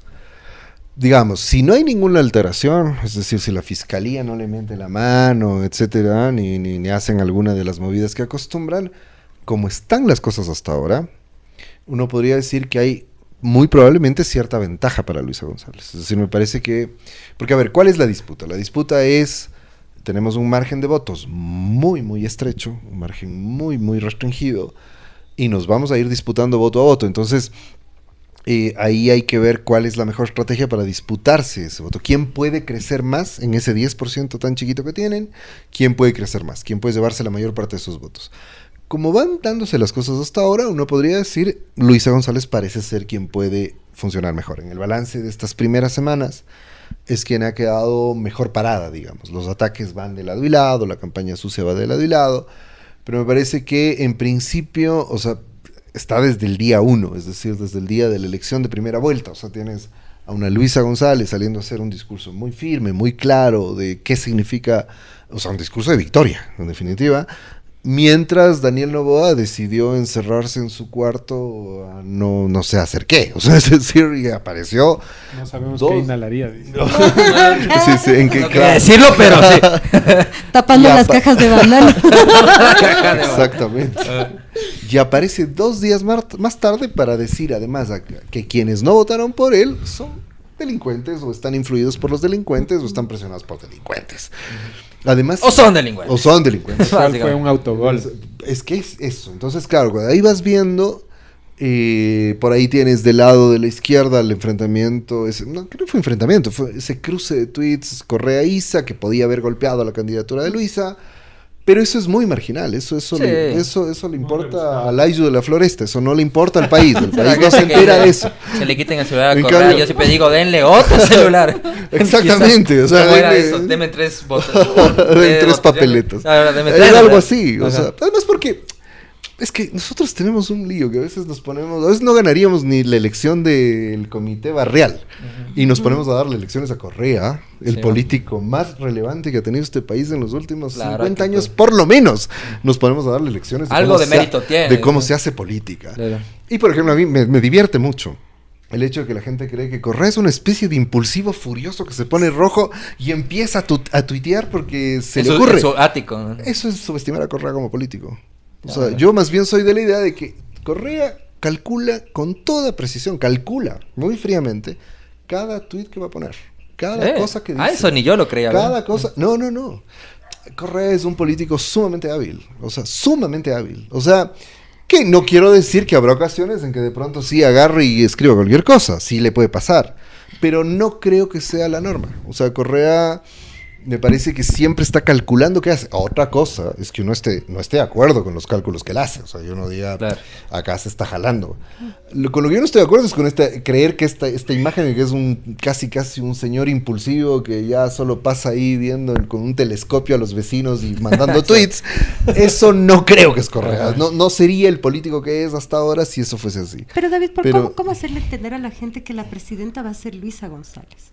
O sea, no es Correa. O sea, entendemos que sí, viene de este conglomerado del correísmo, del partido, pero ¿cómo hacerle entender que quien va a estar en el poder es ella?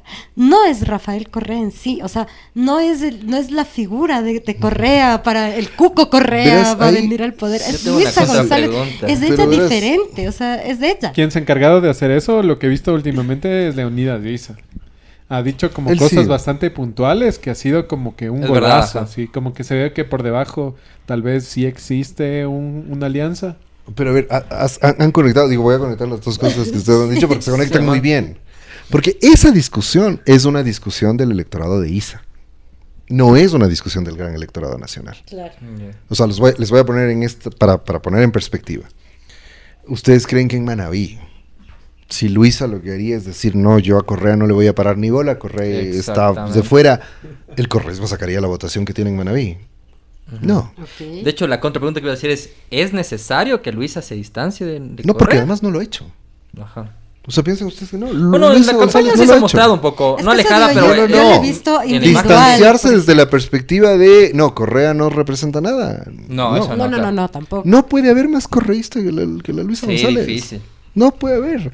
Lo que pasa es que, a ver, nosotros, y esto puede no gustarle, alguna vez no le gustó algo parecido que dije a Lanres Arauz, que yo respeto mucho, creo que ha hecho un gran trabajo. Lanres, como líder de la Revolución Ciudadana, ha hecho un gran muy bien trabajo. En chino. Sí. Pero además, y presten ustedes atención a esto, el trabajo de control electoral que ha sido liderado por él fue decisivo para que no intenten meterle la mano a la elección, que era muy probable con ese resultado tan cortito. Pero yo creo que ahí es donde debe estar, ¿no? Por supuesto. Detrás de... Porque ahí es donde va mi crítica. Lo que pasa es que nosotros quedamos muy, muy traumados con el síndrome Andrés Arauz. Andrés Arauz como candidato no tenía ningún peso propio. No tenía ninguna dimensión propia. Entonces eso le hacía ver como, no, Arauz es solo una figura y el que va a gobernar es Correa. Pero de ahí la Revolución Ciudadana, porque la Revolución Ciudadana tiene un grupo de cuadros políticos muy sólido, ha ido logrando un equilibrio.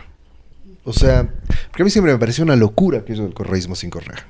O sea, eso de escondamos a Correa, quítenle el celular, el nombre, ¿no? Quítenle la clave, es absurdo, claro. O sea, yo por eso insisto siempre es una locura desde el mismo correísmo, me pareció una locura. O sea, como la gente es que del correísmo. Desde ahí, pues. O tal vez esa es otra discusión. Bueno, había gente anuladora del voto que le daba la razón. Exactamente. Que también hay correístas pues en el Ayo de la Floresta. Y que son los que dicen, no, Correa tuitea mucho. Esos son. Y es como, no. en el internet a Correa. No. Pero insisto que esta es una discusión muy de gueto. Y que está bien, o sea, en últimas es como, no te cae Correa, perfecto. O sea, ¿te parece que...? Pero yo no creo, o sea, el partido, creo, volviendo sobre tu pregunta, David, de está la Luisa sola, está, ¿no? El partido logró equilibrar eso. Es decir, es como que tienes delegado de Correa, pero los cuadros que ahora están disputando tienen peso propio. Claro. La ventaja de la Luisa, que además ha tenido un crecimiento político impresionante en apenas 2 años. No se olviden que la Luisa González hace 2 años no estaba en el radar de nadie. Y en 2 años se ha vuelto una candidata increíble. Entonces, claro, lo que tienes es el acervo de Correa, y que ya inclusive en datos puedes decir es del 30%, el 35% de los votos, y una Luisa que logra además jalar 10, 15% de votos más por ella. O sea, no por otra cosa, y lo otro es el partido. O sea, el partido funciona de una manera absolutamente estructurada, de una forma rara, porque cuando uno se acerca a la Revolución Ciudadana no entiende. O sea, es como, sí. Es raro, es medio difuso, es medio amorfo el partido, pero funciona. La militancia trabaja, los colectivos trabajan y logran resultados. Entonces, lo que ves en Luis es desequilibrio. O sea, un partido que tiene cuadros políticos de muy buen nivel. O sea, vean la dirigencia correísta. ¿Qué políticos en este país están a nivel de la dirigencia correísta?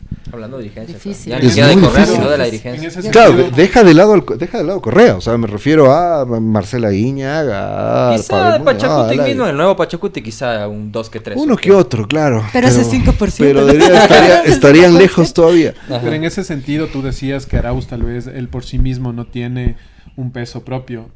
¿Qué piensas no tenía cuando era candidato con su reemplazo, que es Diego Borja? ¿Crees que él tiene peso por sí mismo? Que es una pregunta bastante... Uy, nosotros siempre hablamos de ese tema. Llaga, pues. Sí. Diego Borja es, o sea, yo siempre les digo a los chicos, y eso si tú me puedes corregir, David, sería hermoso. Diego Borja es derecha. Y Diego Borja es una derecha pura. Y Diego Borja también tuvo en su momento esta crítica al correísmo cuando no era parte de las filas del correísmo. Sí. Hizo muchas críticas al correísmo y hacía tweets y era muy duro. Y ahora es candidato a la vicepresidencia. A ver si... No creo que sea derecha. El Diego ha sido militante de izquierdas toda la vida. Ok. Es un empresario, es un tipo que hace empresas. Empresario y puede ser empresario y puede ser de izquierda. Es como comunista con iPhone. O sea, eso sí puede pasar y no está mal. Correcto. Friedrich Engels era un burgués completo, dueño de fábricas, etcétera, y era comunista, uno de los comunistas más importantes de la historia. Y así Marx que también. No hay que asustarse. Claro, Marx era un poco más pequeño burgués, pero Engels era un burgués. Pero digo, o sea, no hay que asustarse de eso. Ahora, me parece que como político, o sea, yo creo que Diego Borja está ahí más por su perfil técnico, como economista, que por su perfil político. Y porque además, si ustedes ven la campaña, es como que Diego Borja no ha sido gravitante en la campaña.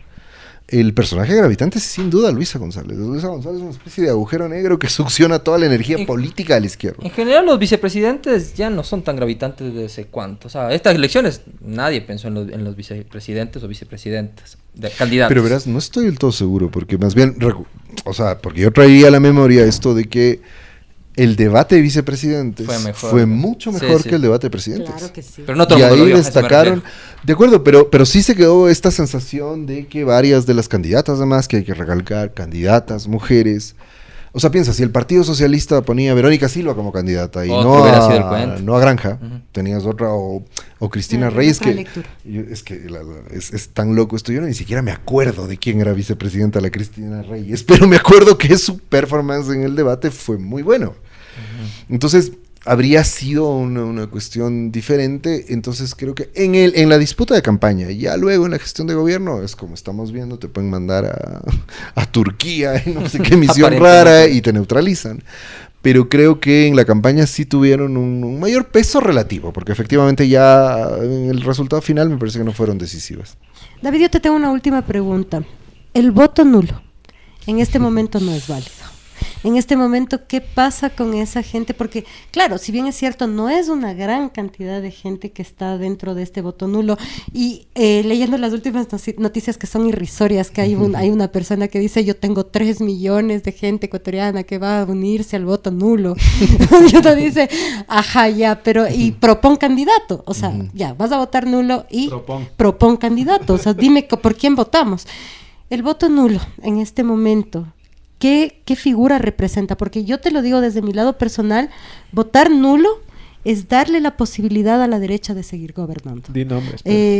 Votar nulo es seguir dándole al gobierno de turno fascista la posibilidad de seguir en el poder. ¿Qué representa para ti el voto nulo? No, ahí sí no hay discusiones. Yo concuerdo plenamente con eso. Creo que si el nulo puede significar complicidad con la continuidad del gobierno autoritario neofascista Novoa, es en esta elección. O sea, en esta elección, más que ninguna otra. Me parece que en estos últimos años, con toda la debacle nacional, nunca fue una opción. Pero si hay un momento en que es crítico y que el voto nulo se convierte en complicidad, es en este momento. Más porque quizá soy un poco duro con lo que voy a decir, pero o sea, me parece que no es momento para el narcisismo político. O sea, no es momento para yo me satisfago yo solo porque estoy más allá del bien y del mal, porque soy superior moralmente, y yo me complazco a mí mismo votando nulo. Otro tema para los ayllus de la floresta. Es que sí. El tercero. Creo que es un momento en el que uno tiene que tener un mínimo de generosidad política. Y decir, o sea, puede no gustarte una de las opciones, pero es... Yo ponía una imagen, estoy utilizando una imagen para entender esto. Es como, a ver, somos franceses de los años 30, de los 40, en el contexto de la Segunda Guerra Mundial. ¿Ves que están entrando los nazis a tomarse tu país? ¿Qué haces? ¿Te pones a deliberar y dices, no, yo acá no me meto porque los nazis son iguales a los comunistas? No, claro. Agarras un fusil y empiezas a combatir a los nazis. No importa si los comunistas no te gustan mucho. Entonces, estoy exagerando para ilustrar, obviamente, ese es un contexto complicado. Pero todavía no estamos en ese nivel. Pero es como ahora podemos combatir todavía con los votos. Claro. O sea, es decir, y es un poco lo mismo, es decir, ¿qué vas a hacer? Tienes mucho que deliberar para darte cuenta por dónde la vía de tu decisión. Entonces me parece que en el plano ético creo que el nulo es complicidad, sin embargo, ya más técnicamente, digamos, el nulo de esta primera vuelta está en los niveles más bajos históricos, entonces me temo mucho que ganar votos ahí para uno o para otro, y ya no importa para quién, va a ser muy difícil, porque al estar en los más bajos históricos, eso significa que esa es gente que ha votado nulo toda la vida, que está muy convencida del nulo, que no le interesa la política, y veo difícil que se ganen votos ahí, pero creo que al menos en el campo de las izquierdas, que suelen tener estos devaneos respecto del nulo, el nulo ideológico, el no sé qué historias, hay que hacer una reflexión más profunda, porque si se trata de alguien que sencillamente no le interesa la política, no está conectado, etcétera, y dice voy a votar nulo, es difícil. Pero si es gente que está metida en la política, gente que entiende cómo funciona la política, y que te diga, no, es que mi opción son dos derechas, son iguales, no sé qué, parece que eso es muy problemático, porque objetivamente no es cierto. Sin embargo, le han puesto a Leonidas Issa como el personaje decisivo de esta novela. Entre el bueno y el malo está el que va a decidir qué va a pasar. Pero mi pregunta, claro, o sea, pero de todos modos Leonidas Issa, si es un dirigente, si es una persona que tiene hasta cierto punto acercamiento con sus bases, pero a la final la gente es la que va a tomar la decisión, pues David, o sea, no es lo mismo que Leonidas les ponga una pistola en la cabeza y les diga, pues hay que votar porque hay que votar. Y Leonidas tampoco es claro en sus declaraciones, o sea, él dice, nosotros por Novoa no lo vamos a hacer. Ni nulo. Pero tampoco, ni nulo, pero tampoco lo dice, en este momento hay que conciliar, en este momento hay que votar por Luisa González, no lo hace. De todos modos, la gente de él va a decidir por quién votar. Entonces, ahí sí entra esa confrontación que yo te decía, por ejemplo, las comunidades indígenas de Cotopaxi dicen, nosotros no vamos a apoyar al correísmo. ¿Qué pasa con ese 5%? Chimborazos son los que salieron a decir que... ¿Qué pasa con ese 5% que realmente no sabemos qué va a hacer? Porque tampoco no podemos tener esos votos seguros para, yo te digo honestamente, para salvarnos del infierno en el que estamos viviendo desde hace 8 años, porque es un infierno en el que estamos viviendo. Por supuesto. ¿Y qué hacemos con ese 5%? O sea, es difícil porque, a ver, mi cálculo en primer lugar es que ese 5% se va a dividir. O sea, no es que se endosa completamente. Se va a dividir, una parte va a ir al correísmo, ojalá y mayoritaria, otra parte va a ir al nulo o a Noboa, ojo. Y ahí hay una cuestión que es importante tener en cuenta, porque buena parte del voto de ISA no es solo porque tenemos, sobre el voto indígena, ahí nos pesan nuestros racismos, tenemos un montón de mitos. Uno de ellos es pensar que por Leonidas Issa votan solo poblaciones indígenas, eso no es cierto. Hay una gran parte de voto urbano. Los colectivos feministas, por ejemplo, te digo, o sea, lo que decíamos, los wokis, los feminismos, es evidente. Los agros, o sea. Leonidas Issa logró capturar ese voto, es ese voto. En Quito sacó el 7%, es mi idea. En Quito el 7%, exactamente. Imagina, más que el promedio de Quito, que era el que iba a encender. Pero ¿qué va a pasar? Porque al final de cuentas no todos van a votar por Luis, o sea. No, por supuesto que no. Y lo que te digo, o sea, Leonidas es bien tibio. En sus declaraciones no ha dicho qué postura van a... Ellos dicen hasta marzo tenemos que esperarles, como que esto fuera novela ecuatoriana de bajo presupuesto. Pero una estrategia muy buena también, porque por debajo no sabemos que estén negociando, ¿no? O sea, también puede ser, hay que ver si hay acercamientos o no, pero yo siempre he sostenido esto. A mí no me parece que Leonidas Issa es un buen dirigente político, lo acaban de demostrar las elecciones, pero es un gran dirigente social. O sea, él es un gran dirigente del movimiento indígena. O sea, es de los mejores dirigentes que ha tenido el movimiento indígena en mucho tiempo, porque además el movimiento indígena venía de tener una decadencia de dirigentes terrible, y Leonidas Issa es un gran dirigente que recuerda las mejores épocas del movimiento indígena. Y eso implica una cosa, o sea, él sabe perfectamente que el movimiento indígena es muy heterogéneo, y que en el movimiento indígena tienes fracciones de izquierdas y de derechas. Y está cumpliendo muy bien su rol de dirigente. Él tiene que preservar la cohesión del movimiento por sobre cualquier cosa. Uno les puede cuestionar, yo personalmente les cuestionaría, les diría, este es un momento en donde el país está en juego y el movimiento tendría que ser secundario, pero es como funciona el movimiento indígena. Y me parece que ahí obviamente le está cuidando muchísimo eso. O sea, él no puede, yo lo veo imposible, o sea, él no puede salir a decir abiertamente que va a apoyar a Luisa González. Además, me parece que los mensajes crípticos casi que ha mandado, como... El nulo no es una opción, pero Noboa tampoco. Le falta un acróstico. Claro, como una cruz a lo Aquiles. Me parece que eso es la mejor posición y es lo mejor que se le puede pedir a Leonidas Issa y no se le puede exigir más. Pero ahí tenemos este tema de, por ejemplo, historia, ¿no? Porque yo ahí sí recuerdo muchísimo las palabras del expresidente Correa, prohibido olvidar, prohibido olvidar. Y claro, o sea, ahora estamos pasando por un momento histórico en el que se supone, y lo pongo entre comillas, se supone que Leonidas Issa es el que va a dar la decisión final de qué va a pasar con el Ecuador del 2025. Pero yo recuerdo que cuando Lenín Moreno fue presidente, traidor a la patria, porque para mí sí es un traidor a la patria. Sí, no al correísmo, a la patria. Un traidor a la patria, no es un traidor al correísmo, es un traidor a la patria. ¿Qué pasó con Leonidas Issa en esas conversaciones? Porque ellos tuvieron la oportunidad de decirle a Leonidas, al presidente, señor presidente, usted tiene que renunciar, porque usted está acabando con el país. Y no lo hicieron, y llegaron a acuerdos. Y no se sabe en este momento realmente Leonidas Issa en qué postura está. Uno se preocupa, ¿no? O sea, yo digo, bueno, o sea, él dice no vamos a ir con Noboa, pero por debajo, ¿qué pasa realmente? Porque yo les puedo ofrecer unos $20. Perdóname, hay muchas comunidades indígenas que se venden por una libra de arroz. Pero ya no está Yaku, eso también es importante destacar. Pues sí, pues sí. Entonces, claro, mi lectura es, ¿qué pasa con Issa? Entendiendo que históricamente ya traicionó a su gente, ya traicionó a un país, porque permitió que nosotros sigamos, discúlpame, pero es así, o sea, nosotros sigamos en esto, en lo que estamos, porque si estamos en esto, Moreno, Lazo, Noboa, es también gracias a Issa, es también gracias a esta conversación que no llegó a nada. Pero primero, no sé si a Issa, pero sí a Pachacuti. Porque el Pachacutiga ha sido cómplice de lo que pasa, eso sí, hay que ser clarísimos con eso. Digo, no sé si Issa, porque Issa me parece que es un líder que tiene una ética política muy alta, o sea, eso es indiscutible. Y me parece que en octubre, precisamente en octubre del 19, ellos entendieron bien algo, y yo podría asegurarte que uno de los que con más claridad entendió eso seguramente fue Leonidas Issa. Es que a pesar de la fuerza de la movilización, esto que yo me animo a llamar el bloque de poder que ha sostenido a Moreno, a Lazo y que ahora sostiene a Noboa, que es la convergencia de poderes de distinto tipo que están detrás bastidores, que no son los que aparecen en la escena principal de la política.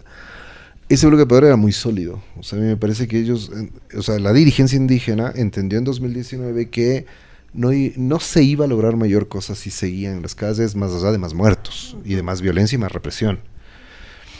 El problema es que, bueno, tampoco nadie acepta eso. O sea, el problema es que los muertos siempre ponen ellos también, ¿no? Por supuesto, pero además fue una derrota. Es decir, no se consiguió casi nada, además porque medio les engañaron con una negociación ahí rara y después terminaron subiendo los combustibles. Que también nos hemos resistido a aceptar en las izquierdas que 2019 y 2022 fueron derrotas de la movilización popular. Fueron experiencias de movilización popular increíbles, maravillosas, muy o sea, llenas de una energía social y colectiva impresionante. Pero al final terminaron siendo una derrota. Y me parece que la dirigencia indígena, además con justeza, entendió que no se podía seguir insistiendo en esa vía, porque lo único que esa vía iba a traer era más violencia y más represión. Entonces digo, yo no me animaría a llamarles traidores por eso, por lo que hicieron en 2019. Por lo que otros sectores del Pachacuti hicieron en las negociaciones con Lasso, con los que votaban en la asamblea, recordarán ustedes que votaban con Lasso, con Moreno, unas leyes terribles. Y sobre todo por el rol de Trujillo, que es el gran responsable de todo este desastre, y que Trujillo salió directo. Ahora te dicen, no, él nunca fue. Trujillo era uno de los intelectuales orgánicos del Pachacuti y estaba relacionado con mucha gente del Pachacuti que operaba en el Consejo de Participación Ciudadana. Siempre, porque nos olvidamos de una cosa. En el Consejo de Participación Ciudadana estaba, muy a mi pesar, eso es muy doloroso porque yo lo respeto muchísimo como dirigente, pero estaba Luis Macas, el histórico dirigente de la CONAIE, no del Pachacuti, no de la CONAIE. Entonces a mí me parece que la responsabilidad mayor está ahí, en lo que hicieron en la devastación institucional de este país. Y que sí es un riesgo, o sea, porque entiendo, digamos, entendiendo el sentido de tu pregunta, sí es un riesgo, o sea, porque la posibilidad de que haya negociaciones turbias que terminen, por ejemplo, impidiendo una mayoría de izquierdas en la Asamblea Nacional. O sea, yo lo voy a poner de esta manera, la Revolución Ciudadana puede confiar más en que va a tener el apoyo de los socialcristianos que del Pachacuti. Fuertes ideologías. Y eso es muy grave.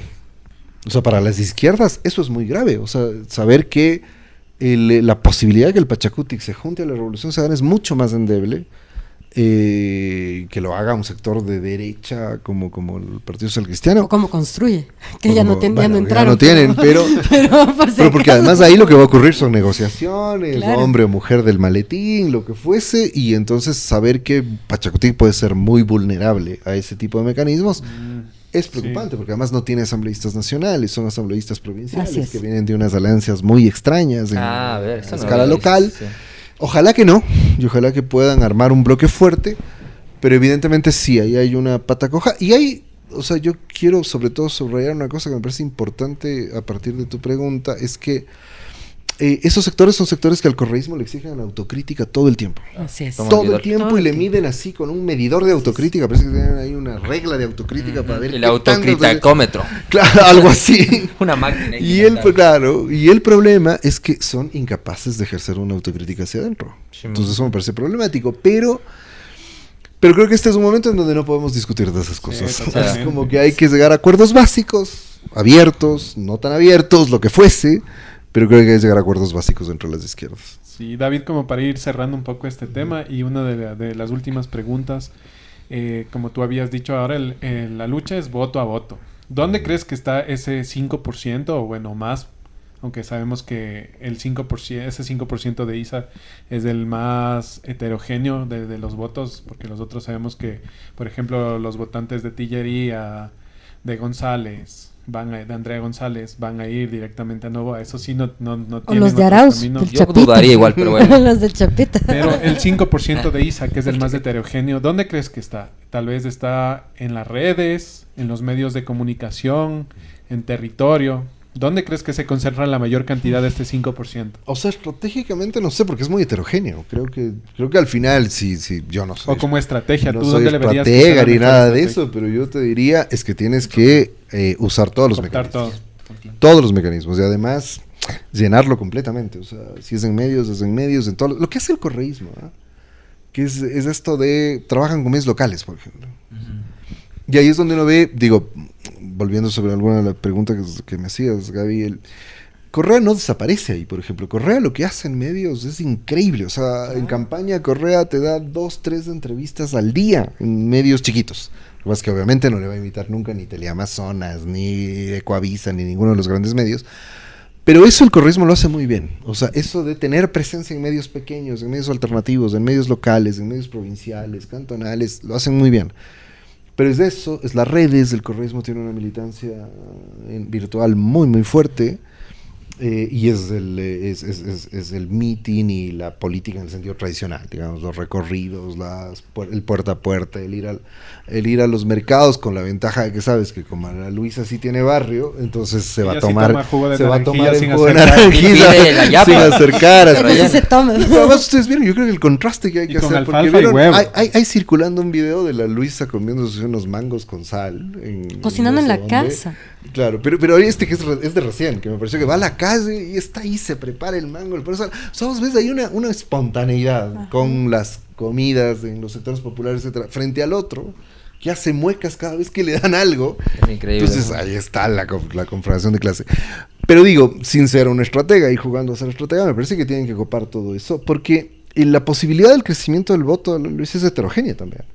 O sea, no, nosotros a veces estamos haciendo el cálculo de, no, es que tiene que ser lo de ISA, eso es lo que tiene que pasar. Ajá. Pero no, inclusive hay que ver en qué medida eso es beneficioso para el correísmo. Porque el correísmo, el mérito que ha tenido en esta elección reciente, es que logró virar a gente que no es abiertamente ni radicalmente de izquierda, sino que ha venido votando por la derecha, pero que en esta ocasión dijo, capaz que el correísmo puede ser una alternativa. Me parece que esa es la gran victoria, y si ganan la elección, va a ser más por esos sectores que votan a la derecha, pero que pueden moverse, o sea, que son derecha blanda, digamos, y que pueden moverse a ver al correísmo como una alternativa. Eso me parece que les va a dar la victoria, más que la idea de hay que convencer a la izquierda, porque hay una izquierda que no va a votar nunca por el correísmo. El MPD ya está diciendo que no va a votar por el correísmo, que va a votar nulo, pero es obvio, porque el MPD jamás va a votar por el correísmo.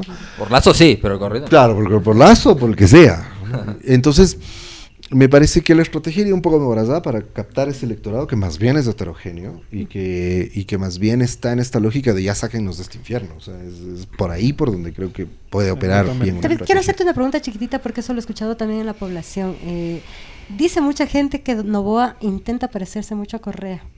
Intenta hacer lo que hacía Correa, sobre todo con las bases populares. Intenta acercarse, pero no lo logra. ¿Qué visión te da a ti? O sea, ¿es verdad esto que él intenta como volverse un Correa que no lo logra? ¿Qué lectura te da a ti, Daniel Noboa? A ver, yo creo que eso es cierto, ¿no? O sea, yo sí tengo la impresión de que él trata de imitar. Por ejemplo, creo que el shock que vivió cuando se encerró es un ahí trauma en el cuarto a pelar bananas de bonita banana, digamos. Cuando pasó eso, me parece que es justamente no logró ganar en primera vuelta. Y creo que él sí tenía en su cabeza esta posibilidad de ganar en primera vuelta. No tanto porque era una opción, sino porque él realmente creía que con eso iba a igualar a Correa, que es el único político en el país que ha ganado, en la historia de este país, en la contemporánea, que ha ganado en primera vuelta. Entonces, me parece que sí tiene esto, ¿no? Sí trata de parecerse a Correa, el tratar de mostrarse como el tipo atractivo y este tipo de cosas. Mano dura, claro, supuestamente. Claro, y el problema es que obviamente es como si yo creyera que me puedo igualar a Messi, o sea, es decir, es como yo tengo 2 pies izquierdos, yo no puedo jugar al fútbol. Entonces, no, por más que intente, no lo voy a lograr, porque ahí sí, como suelen decir en ese viejo adagio, cuando Natura no provee, lo que Natura no provee, Salamanca no otorga. Entonces, no lo va a lograr, pero sí creo que hay algo de eso. ¿Sí? O sea, sí, yo recuerdo sobre todo, era una entrevista que daba en la campaña anterior, cuando ya ganó, o estaba por ganar, no me acuerdo. Me parece que a AFP, algún medio internacional. Y era una entrevista en la que él decía, o sea, hacía la referencia, le decían, usted va a ser el presidente más joven, no sé qué, y él hacía la referencia, pero es que Correa fue también un candidato muy joven, así como Correa es mi referente, ¿no? Creo que sí hay algo de eso, y mucho de envidia también, ay, ¿por qué yo no soy Correa? Me parece que sí hay algo de eso. Okay. David, no sé, yo no sé si los chicos quieran hacer alguna acotación más. De mi parte, agradecerte. Sí. Ha sido súper enriquecedor conversar contigo. Esta es tu casa. Esperamos verte pronto. Ojalá podamos hacer un análisis post elecciones, ver quién ganó, podamos conversar contigo y ver qué fue lo que pasó en la ciudadanía a la final. Como siempre le invitamos a la gente a tener un voto informado, que la gente sepa más o menos qué es lo que está pasando alrededor de este proceso tan difícil, porque es difícil, o sea, para nosotros no es que ya nos vamos a las urnas y ya, no es así, porque no sabemos lo que va a pasar. Entonces de nuestra parte sí queremos agradecerte porque nos has abierto un poco el tocte y nos has dicho, bueno, o sea, yo entiendo perfectamente la solución que tú nos das. Yo sí estoy de acuerdo totalmente contigo. Yo sí creo en este momento, y yo lo digo siempre con los chicos abiertamente, yo creo que la solución es no votar por Noboa. Entonces, agradecerte, David, y nuevamente recordarte que esta es tu casa. No, a ustedes, chicos, muchísimas gracias por la invitación, ha sido un placer. Una acotación final cerrando el tema que decías que Noboa quería emular al Mashi. También es chistoso cómo quiso implantar Noboa diciendo que él es de izquierda, ¿no? Al comienzo. De centro izquierda. Pero hay personas que se les ha quedado eso, dicen, no, pero si Noboa es de izquierda. Centro izquierda, dice. Él mismo dijo, pero ya sabemos obviamente que no, pero creo que por ahí también quería cerrar con eso. Agradecerte, David, por acompañarnos en esta segunda temporada. Cositas se vienen, veamos qué pasa con las elecciones, que sea lo mejor para el país. Y esperamos tenerte nuevamente por estos lares. Seguro, con todo gusto. Y ver mi cierre, ¿no? Nada, lo que hoy no debemos de ver en redes, como siempre.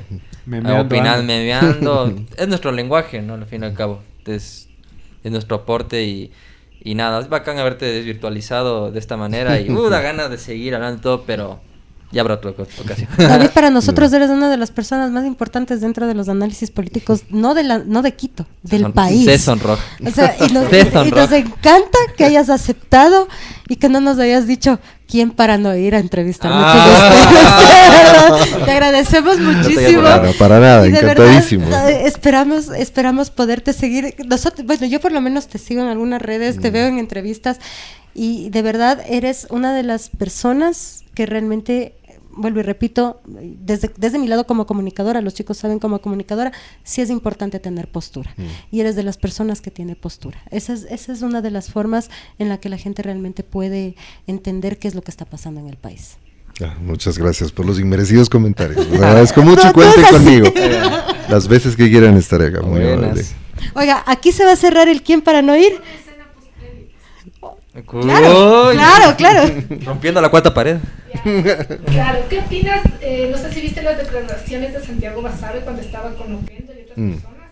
Con Ortiz. Sí, él dice que hay un voto ya anti-Noboa y desmitifica esta idea de que los empresarios votan por Noboa cuando no tiene buenas relaciones con los empresarios, porque en realidad les está haciendo, o sea, todo el país le está haciendo perder, pero estas personas que tienen negocios o muchos de los pequeños emprendedores que creen que funcionan aisladamente están justamente moviendo su voto de la derecha a la izquierda de Correa porque es realmente donde funciona mejor su actividad, digamos. ¿Qué opinas de eso?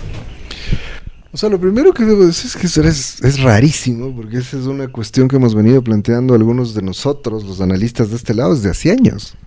O sea, primero eso de que el anticorreísmo no tiene proyecto, que es lo que dice Basabe. Y segundo, eso de que efectivamente los empresarios no tuvieron mejores resultados que en la época de Correa. Claro, lo curioso es que ahora ocurre ahí en el hábitat de ellos, ¿no? Es decir, es uno de ellos, porque Basabe, a pesar de que cree que es neutral, es un tipo de derechas, es uno de ellos el que les dice esto que nosotros hemos venido repitiendo por años.